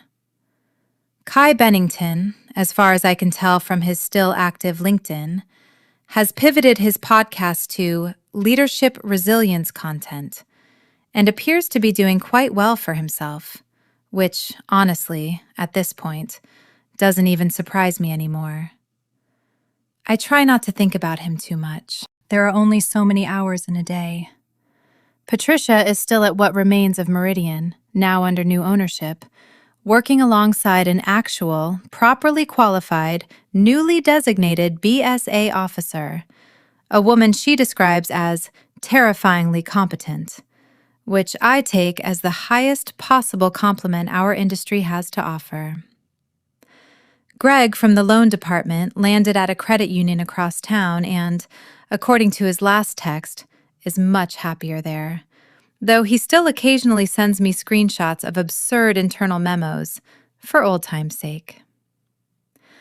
I want to tell you about one more piece of correspondence I received during all of this, because it complicated my feelings about the whole story in a way I wasn't expecting, and because I think it's honest to include the parts that don't fit neatly into a satisfying narrative of villains getting what they deserve.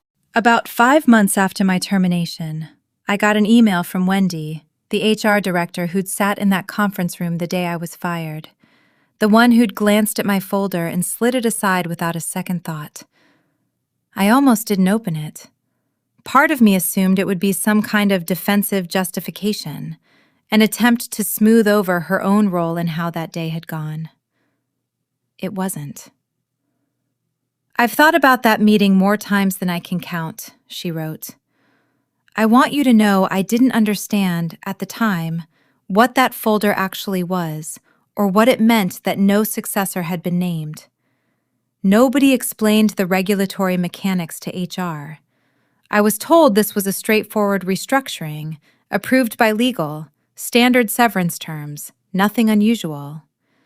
I signed off on paperwork I didn't fully understand the weight of, and I've had a lot of time since then to sit with what that meant for you, and for everyone who worked at that bank afterward.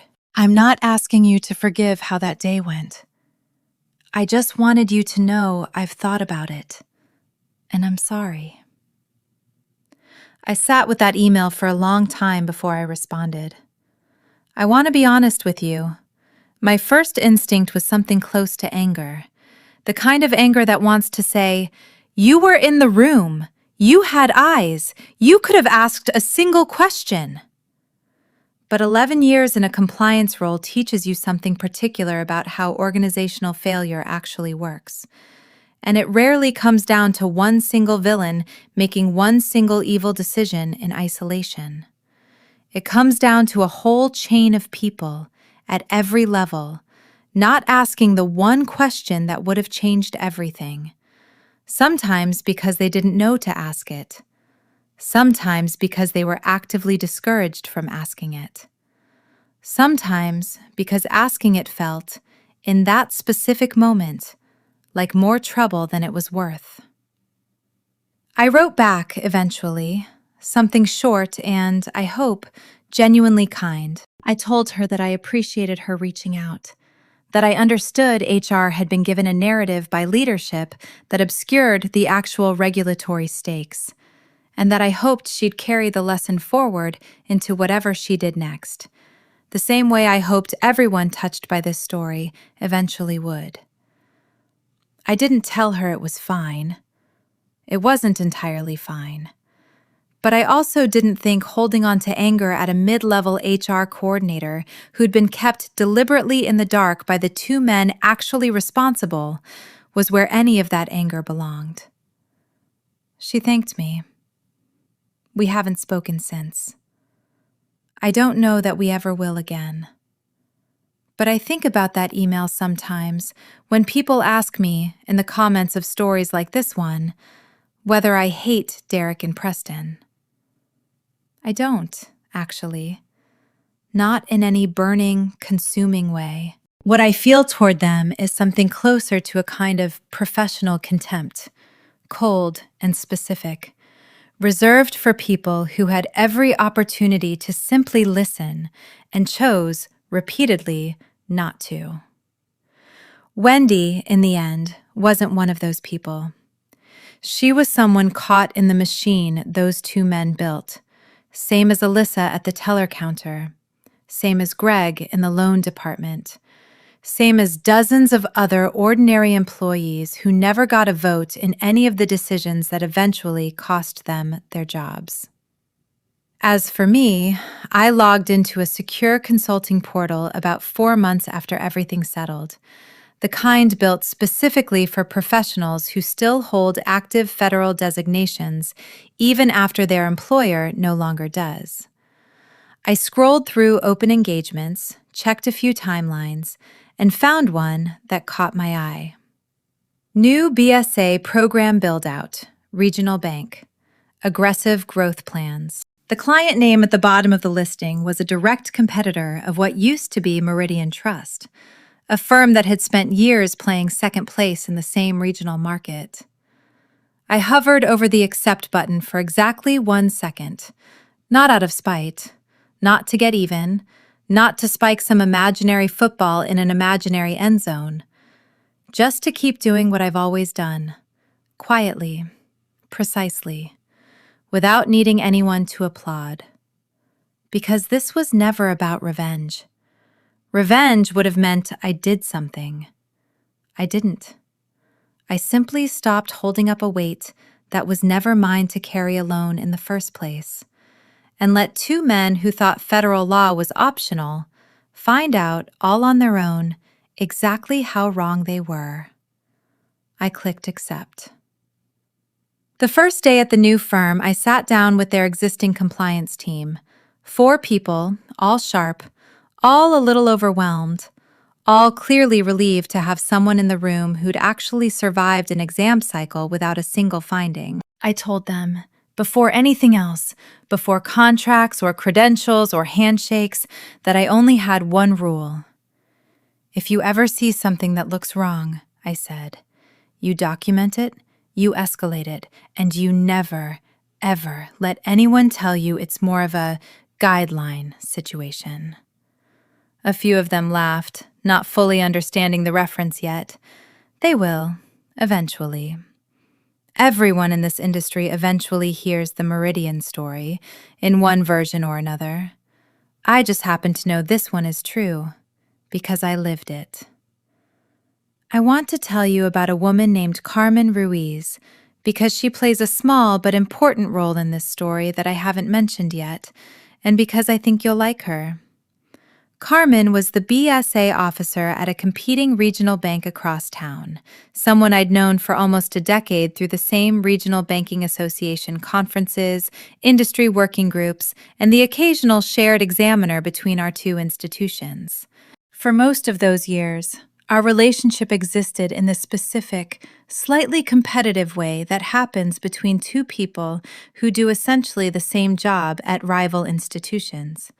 Friendly, professional, careful never to share anything that might advantage one bank over the other, but genuinely respectful of each other's competence in a way that outsiders to this industry probably wouldn't understand. Carmen texted me the same night the story first broke publicly. Are you okay? I saw the OCC letter reference in the trade press. Call me if you want to talk. Or don't, no pressure either way. I called her the next morning. We talked for almost 2 hours, and for the first time since everything had started, I found myself talking to someone who didn't need any of the technical details explained to her, who understood immediately and completely what it meant to be a named BSA officer, walked out the door without a qualified successor, who didn't need me to translate any of the regulatory language into plain English because she'd spent her own career fluent in exactly the same dialect. "You know what the worst part is?" Carmen said at one point, and I remember this clearly because it stayed with me. "It's not even that they fired you. Leadership changes happen, priorities shift, I get it, even if I don't love it. It's that they fired you and thought the job would just handle itself. Like the whole apparatus you built over a decade was some kind of autopilot that would keep running without a pilot in the seat. That's not incompetence, Nora. That's a fundamental refusal to understand what the job even is." It was Carmen, actually, who first floated the idea of the consulting portal I eventually joined. The one built specifically for professionals holding active federal designations who found themselves, for whatever reason, between institutions. She'd used it herself years earlier, during a brief gap between roles, and she walked me through exactly how it worked, what kind of engagements to expect, how to price my time appropriately given 11 years of experience and a track record most consultants in this space simply didn't have. It was Carmen, too, who eventually connected me with the woman who invited me to speak on that first ethics panel, having mentioned my name, apparently, in a conversation about people in this industry who actually understand what the job is for, not just what it says on the org chart. I think it's easy, when you're telling a story like this one, to focus entirely on the villains, on Derek and Preston and their spectacular, expensive collapse. But stories like this always have quieter characters, too. The Carmens and Patricias and Curtises of the world. The people who show up with a phone call at exactly the right moment, who understand instinctively what you need without you having to explain it, who remind you, without ever making a big production of it, that you're not actually as alone in this as those conference room walls made you feel that first Tuesday afternoon. I have to tell you about the consulting firm Meridian brought in during those first chaotic weeks, because if you don't laugh at this part, I genuinely don't know what to tell you. In the gap between my termination and Kai Bennington's very brief tenure actually starting, someone in HR panicked enough to bring in an outside consulting firm to assess compliance continuity risk. I want you to sit with that phrase for a second. Compliance continuity risk. Somebody got paid a great deal of money to invent that phrase, and somebody else got paid an even greater deal of money to fly out 3 consultants in matching navy blazers to walk around the building for 2 days nodding thoughtfully at spreadsheets they didn't understand. Patricia sat in on part of their engagement and gave me the full report, which I'm going to summarize here because it deserves to be preserved for posterity. The lead consultant, a man in his early 30s who apparently introduced himself at every single meeting as formerly of McKinsey, which is a specific kind of sentence you only hear from people who left McKinsey under circumstances they'd rather not discuss, spent the first day building what he called a compliance health dashboard.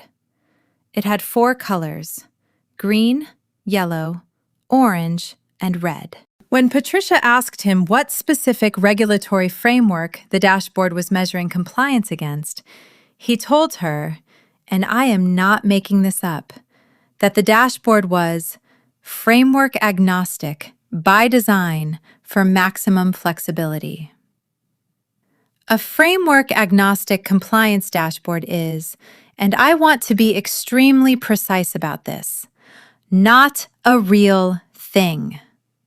It is the compliance equivalent of a doctor telling you your diagnosis is vibes agnostic for maximum flexibility. It means nothing. It measures nothing.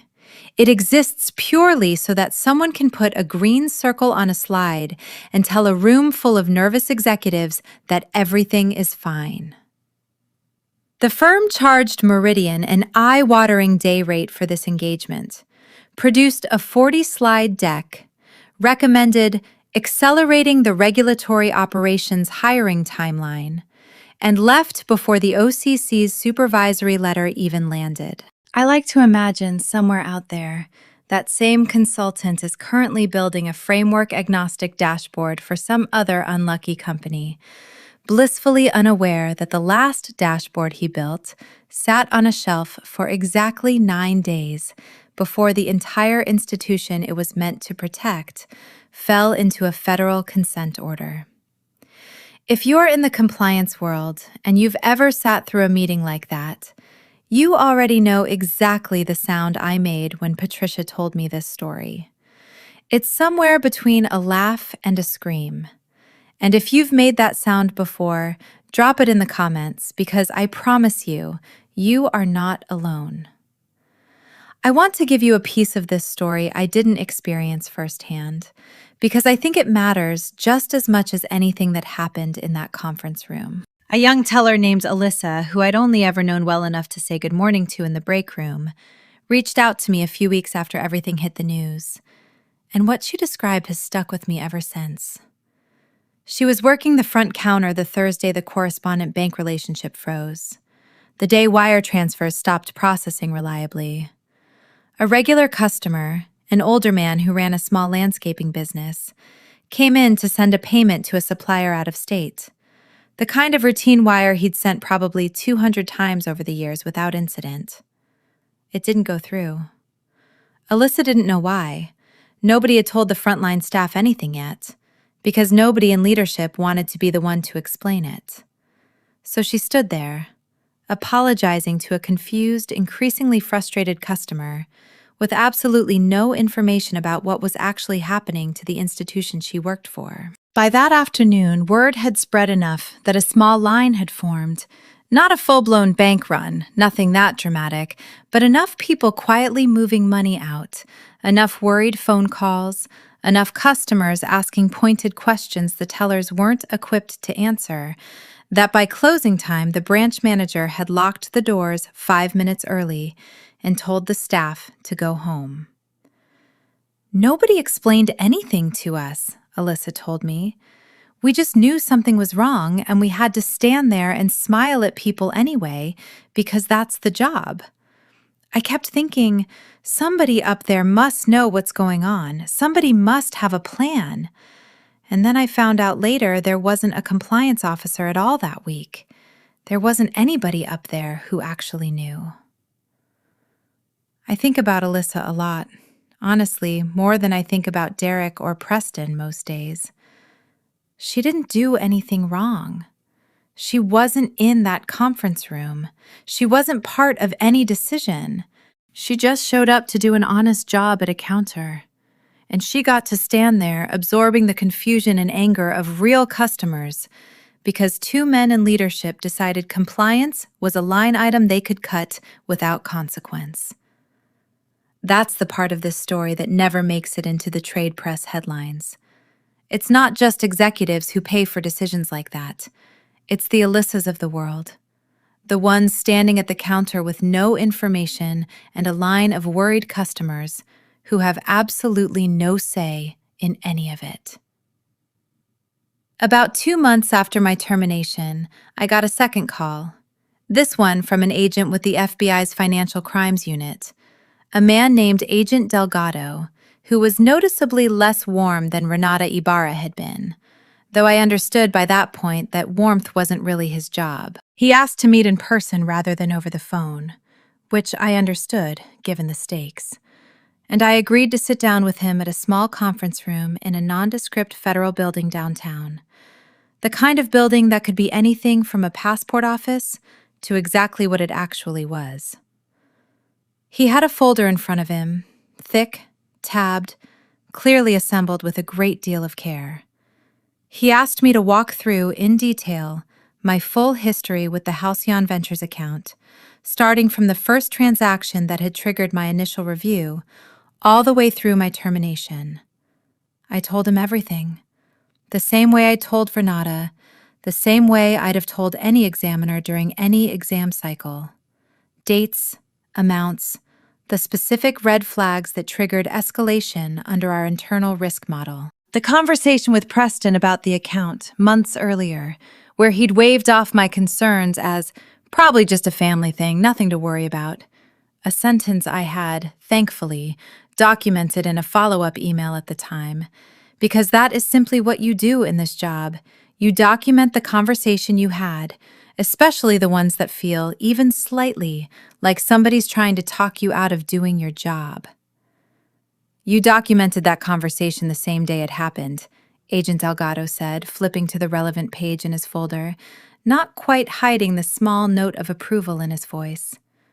Most people don't do that. Most people, I told him, aren't the named BSA officer of a federally chartered bank. It's not optional. It's the job. He asked me, near the end of our conversation, whether I had any theory about why Preston had involved his own brother-in-law in a structuring scheme this obvious, this traceable, given how easy it would eventually be for investigators to connect the dots. I thought about that question for a long moment before I answered, because I think it's actually the most interesting question anyone asked me during the entire ordeal. More interesting even than the legal mechanics of it. I think, I said, he genuinely believed compliance was theater. I think he believed the rules existed to slow down people who weren't smart enough to get around them, and that he was smart enough, and that as long as he kept the amounts small and the paperwork thin, nobody serious would ever actually look. I think men like Preston Yale don't get caught because they're clumsy. They get caught because they've spent so long believing the rules don't apply to them that they stop being careful. The same way anybody stops being careful about something they've decided isn't real. Agent Delgado wrote something down. He didn't tell me what. I never found out exactly what role that particular observation played in the eventual case against Preston, but I like to think it mattered, even a little, even if only as a single sentence in a folder in a building that could have been anything. Somewhere around month 3, a group of Meridian shareholders filed a derivative lawsuit against the board, alleging that the board had breached its fiduciary duty by failing to adequately oversee compliance risk, specifically citing the termination of the BSA officer without a qualified successor as a central piece of evidence. My name appeared in the filing, not as a defendant, thankfully, but as a factual reference point. The former BSA officer, whose documented warnings at the time of her termination were disregarded by senior leadership.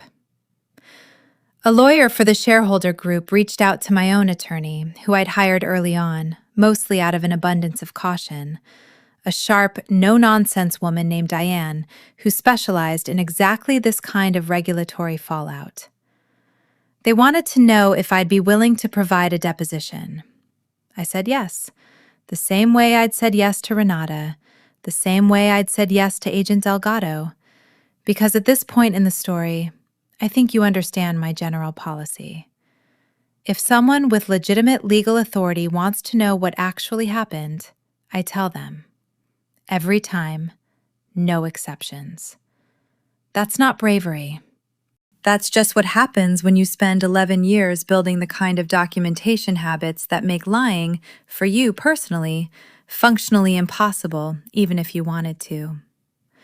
The deposition itself took most of a day, in a conference room that smelled faintly of the same burnt coffee that seems to exist in every corporate building in America, regardless of industry. Opposing counsel, representing the board, tried a few times to suggest that my termination had somehow been connected to performance issues, fishing gently for anything they could use to muddy the narrative. Ms. Ellison, Isn't it true that in your final performance review, there were areas identified for improvement? There was one, I said. I was asked to improve my turnaround time on quarterly reporting by an average of half a day. I addressed it the following quarter and received no further feedback on the matter. And would you characterize that as a significant performance concern? I would characterize it, I said, as the single documented critique of my performance across 11 years and 3 full examination cycles with 0 regulatory findings. If that's the strongest evidence available to suggest my termination was performance-related, I'd invite you to review the rest of my personnel file, which I believe your firm already has, since I provided it voluntarily. Diane, sitting next to me, did not smile, because good lawyers never smile during a deposition, but I could feel her not smiling extremely hard in that particular moment. The lawsuit eventually settled, quietly, the way these things usually do, with the board agreeing to a set of governance reforms and a payment into a shareholder fund that, by every account I've heard since, was significant enough to make several board members considerably more careful about which spreadsheets they choose to believe in the future. A financial journalist named Priya Chandrasekharan, who covered regional banking for a trade publication I'd actually subscribed to for years without ever imagining I'd end up as a source in one of its stories, reached out to me about 4 months in, once the broad outlines of the Halcyon Ventures case had become public record through court filings. I was cautious at first, the way you learn to be cautious in this industry, where a poorly chosen quote can follow you for the rest of your career. But Priya had clearly done her homework. She'd read the consent order in full. She'd read the shareholder lawsuit filing. She understood, better than most journalists I've encountered since, the actual mechanics of what a BSA officer designation means, legally, and why my termination without a qualified successor wasn't just an HR misstep. It was the specific structural failure that had made everything else possible. We spoke for almost 2 hours, on the record, and I was careful throughout to stick to facts I could document, dates I could confirm, decisions I had personally witnessed. I didn't speculate about Derek's inner motivations. I didn't accuse anyone of anything beyond what the public record already supported. I told her, plainly, what my job had actually involved, why it mattered, and what happens structurally when an institution treats a legal requirement like a discretionary expense. When the piece ran, the headline focused, predictably, on the dollar figures and the federal charges, the parts that generate clicks. But buried about 2/3 of the way through, there was a paragraph I've reread more times than I'd like to admit, because it's the closest anyone in the actual financial press came to saying, in print, exactly what I'd spent 11 years quietly proving true. The article noted that industry experts consulted for the piece agreed that Meridian's collapse illustrated a broader, uncomfortable truth about how some financial institutions treat compliance functions, not as essential infrastructure, but as overhead to be trimmed whenever quarterly numbers needed a boost. Right up until the exact moment that overhead turned out to have been the only thing standing between the institution and a regulatory catastrophe.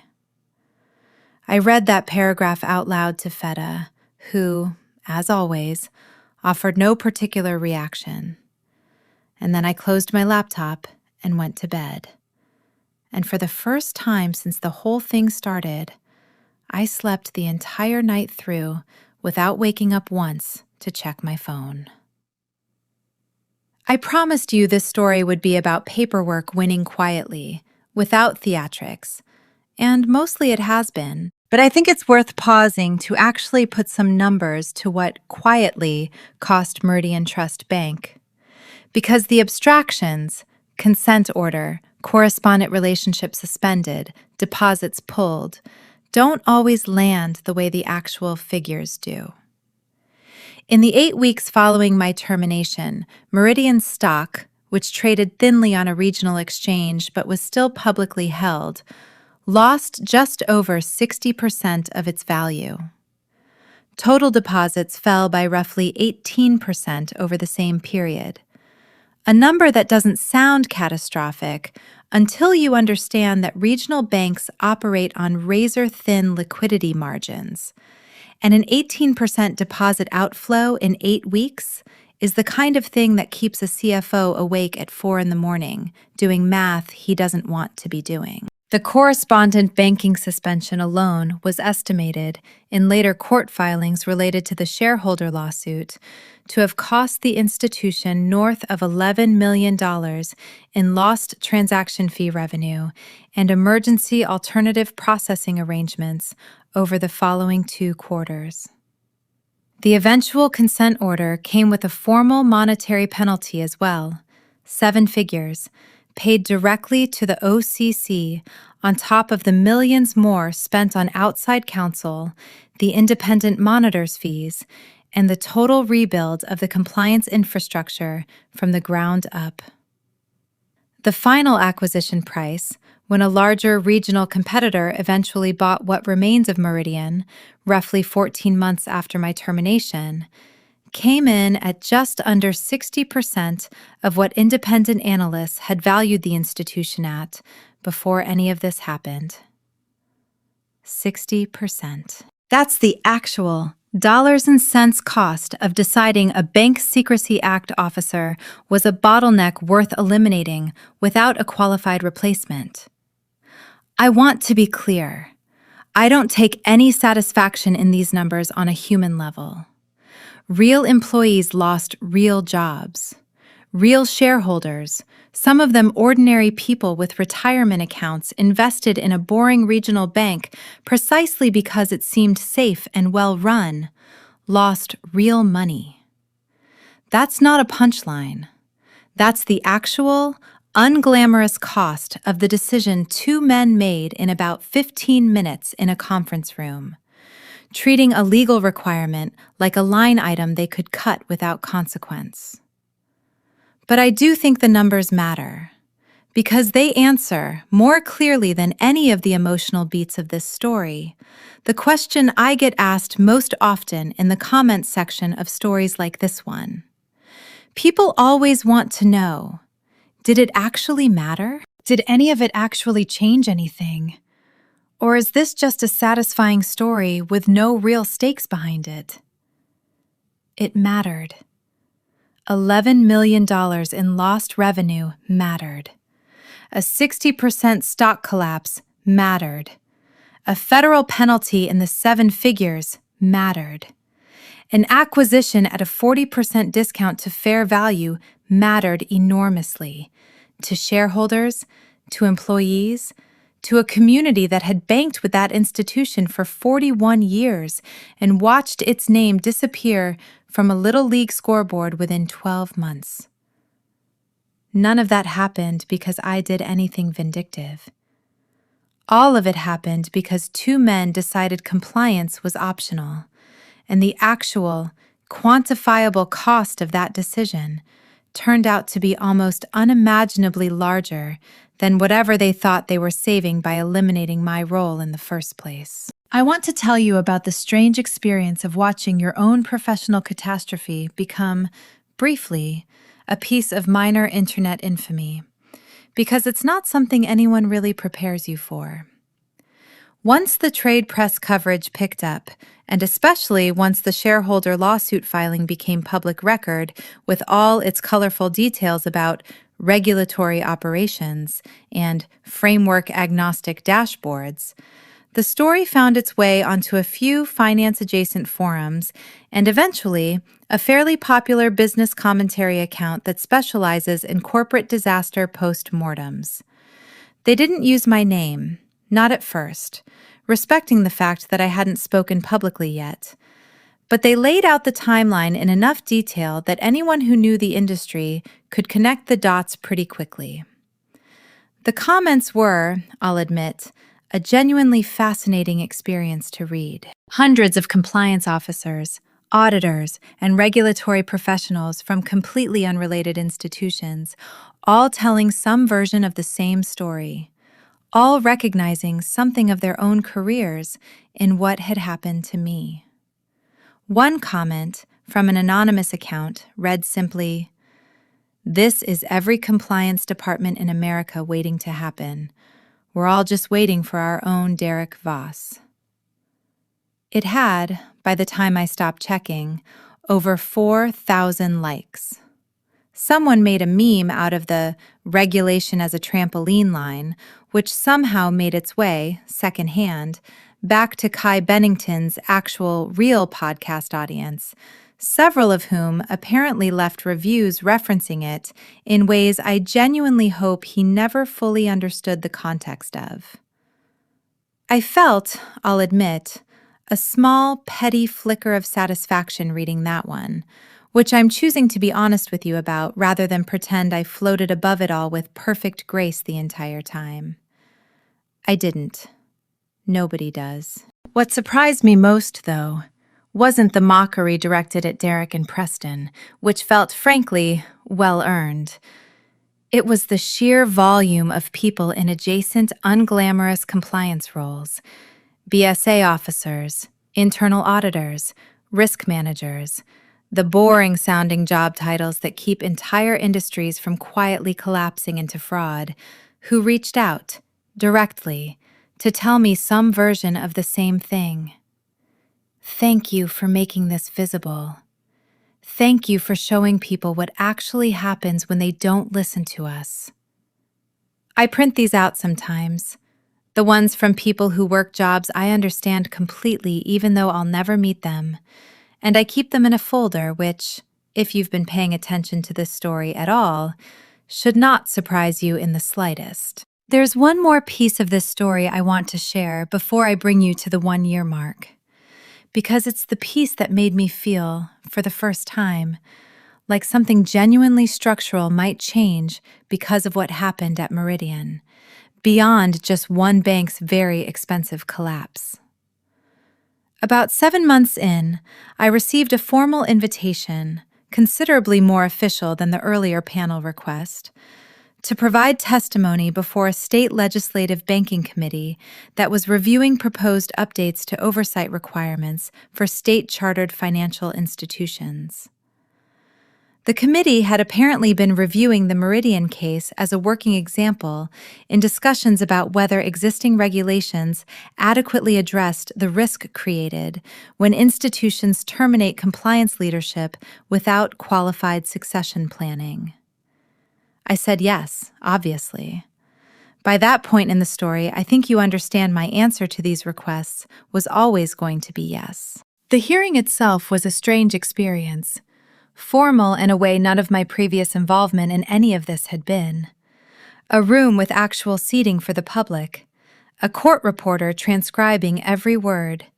Committee members seated behind a raised dais, asking questions through microphones that made everything feel slightly more consequential than it might have otherwise.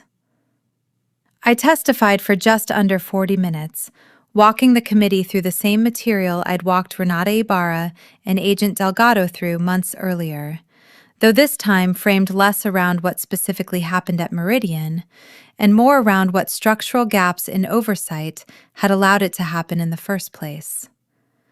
I explained that while federal regulation required a named BSA officer, there was, at the state level, no formal requirement mandating a transition period, a minimum notice window, or a documented succession plan before a compliance officer's termination could take effect. Meridian had technically violated federal designation requirements the moment they terminated me without a qualified successor. But nothing at the state level had specifically required them to plan for that contingency before making the decision in the first place. The federal consequences arrived after the fact, severe and expensive, but nothing had existed structurally to prevent the decision from being made in the first place.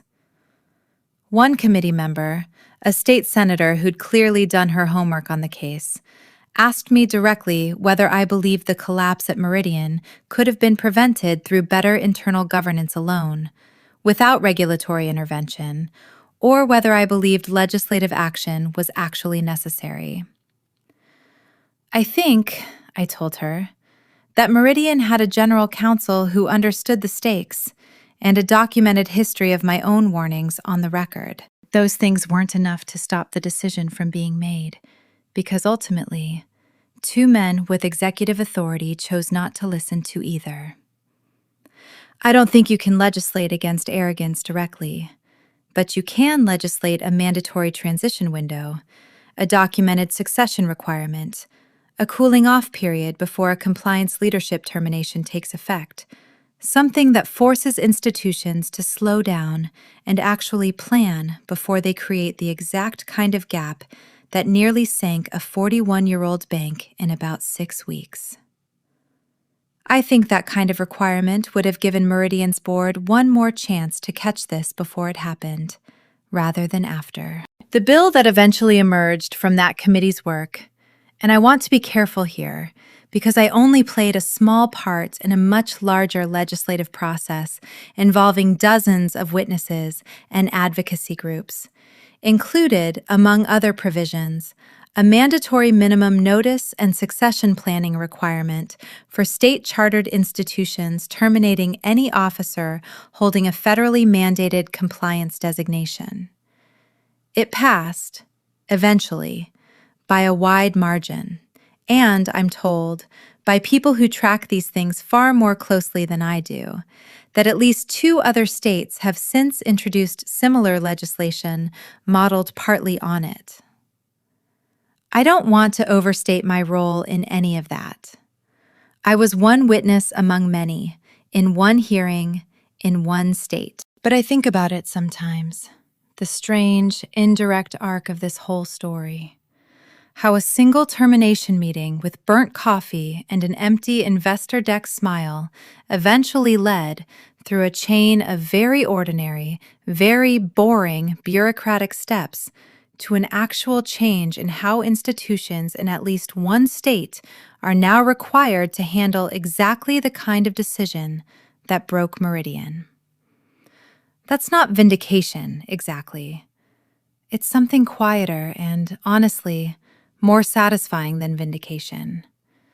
It's the system, slow and unglamorous as it always is, actually learning something. It's been just over a year now since that meeting in the conference room with the burnt coffee smell and the empty investor deck smile. I want to give you the full, honest update because I think stories like this deserve real endings, not just satisfying ones. Meridian Trust Bank, under its new ownership, has largely stabilized. The acquiring institution kept the branch network, kept most of the frontline staff, including Alyssa, who I understand recently got promoted to assistant branch manager, and rebuilt the compliance function essentially from scratch, under the supervision of an independent monitor who reports directly to the OCC on a quarterly basis. I'm told the monitor's reports have, so far, been clean. I take a strange, complicated satisfaction in that. I never wanted the bank itself to fail. I only ever wanted the people who broke it to face what breaking it actually cost. Preston Yale's criminal case is still moving through the federal court system. His attorneys have filed several motions to delay, which is, I'm told by people who understand these things far better than I do, standard practice for defendants who know the documentary evidence against them is not in their favor. I expect, eventually, to be called to testify. I have told Diane, my attorney, that I am ready whenever they need me, and I meant it. Derek Voss, as far as I can tell, has not returned to a leadership role at any financial institution, which I imagine has less to do with any formal barrier and more to do with the fact that boards, it turns out, do occasionally learn from very expensive, very public mistakes. He's mentioned in a few industry newsletters as a startup advisor, a title vague enough to mean almost anything, which feels, honestly, like the correct level of career consequence for a man who thought federal law was a suggestion. As for me, I've built out full BSA and AML programs at 2 different institutions over the past year, both smaller, both eager, both refreshingly willing to actually listen when I tell them something is a genuine risk rather than an inconvenience. I've spoken on 3 more panels. I got invited, somewhat to my own surprise, to guest lecture at a local university's business ethics course. A room full of 20-year-olds who, I like to think, left that lecture understanding something about compliance that most of their future employers, tragically, will not. Maya still calls me for updates, though there's less drama to report these days, which she claims to be disappointed about, though I suspect she's actually relieved. Feta is doing well. She has opinions about my new home office setup that she communicates primarily by sitting directly on top of whatever documents I'm currently trying to read. I promised you a real ending, not just a satisfying one. So let me bring you all the way current, because since I first started putting this story together, something did finally happen that closes at least one open thread properly. 18 months after my termination, Preston Yale's attorneys reached a plea agreement with federal prosecutors, avoiding a full trial. He pleaded guilty to 1 count of structuring financial transactions to evade reporting requirements and 1 count of wire fraud, in exchange for prosecutors dropping several additional charges and recommending a reduced sentence. I attended the plea hearing in person, not because I had to.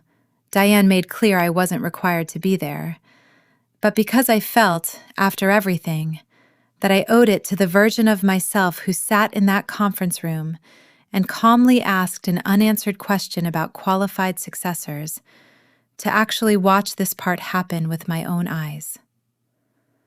The courtroom was smaller than I expected, plainer, none of the dramatic weight you'd imagine from television. Preston looked different than I remembered him, thinner, grayer at the temples in a way 18 months shouldn't fully explain, wearing a suit that no longer seemed to fit him quite the way his blazers used to fit him in those conference room meetings where he'd wave off federal law as more of a guideline situation.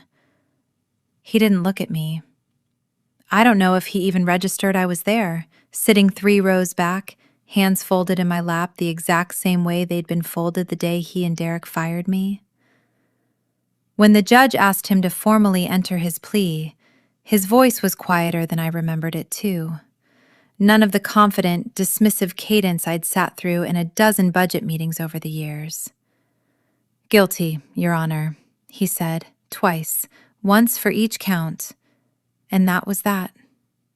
No dramatic courtroom speech, no final confrontation, just 2 quiet words entered into an official record, closing out 18 months of consequences that had started with a single conference room decision he'd apparently believed, right up until federal agents showed up at his house with a search warrant he would simply never have to answer for.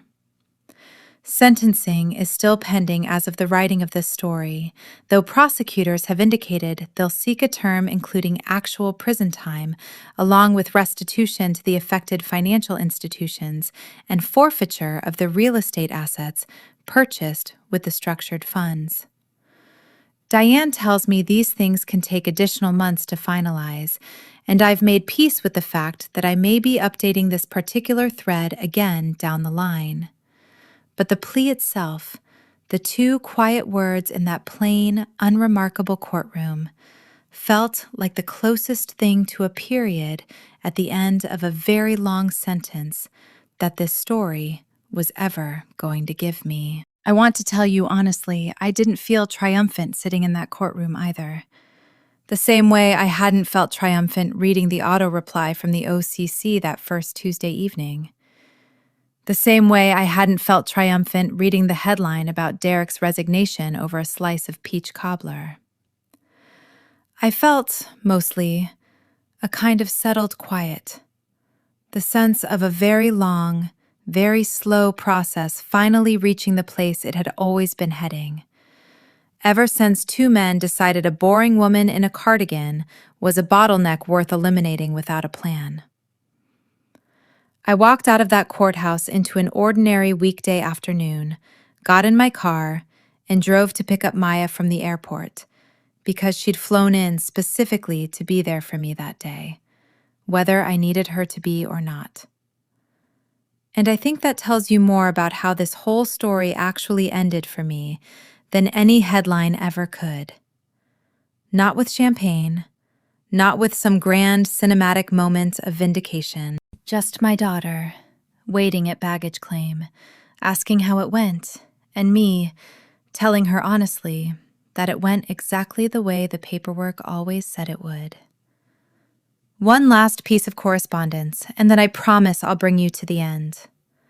A few weeks after the plea hearing, I got a short, formal email from Harold, the board member who'd asked the one question that actually mattered during that emergency meeting, the one about who had actually made the decision to terminate me without a qualified successor.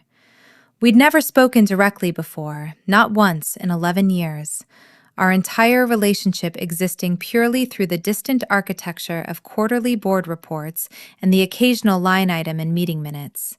Ms. Ellison, he wrote in the slightly formal, old-fashioned register I imagine came naturally to a man who'd probably been sitting on bank boards since before some of Meridian's younger staff were born.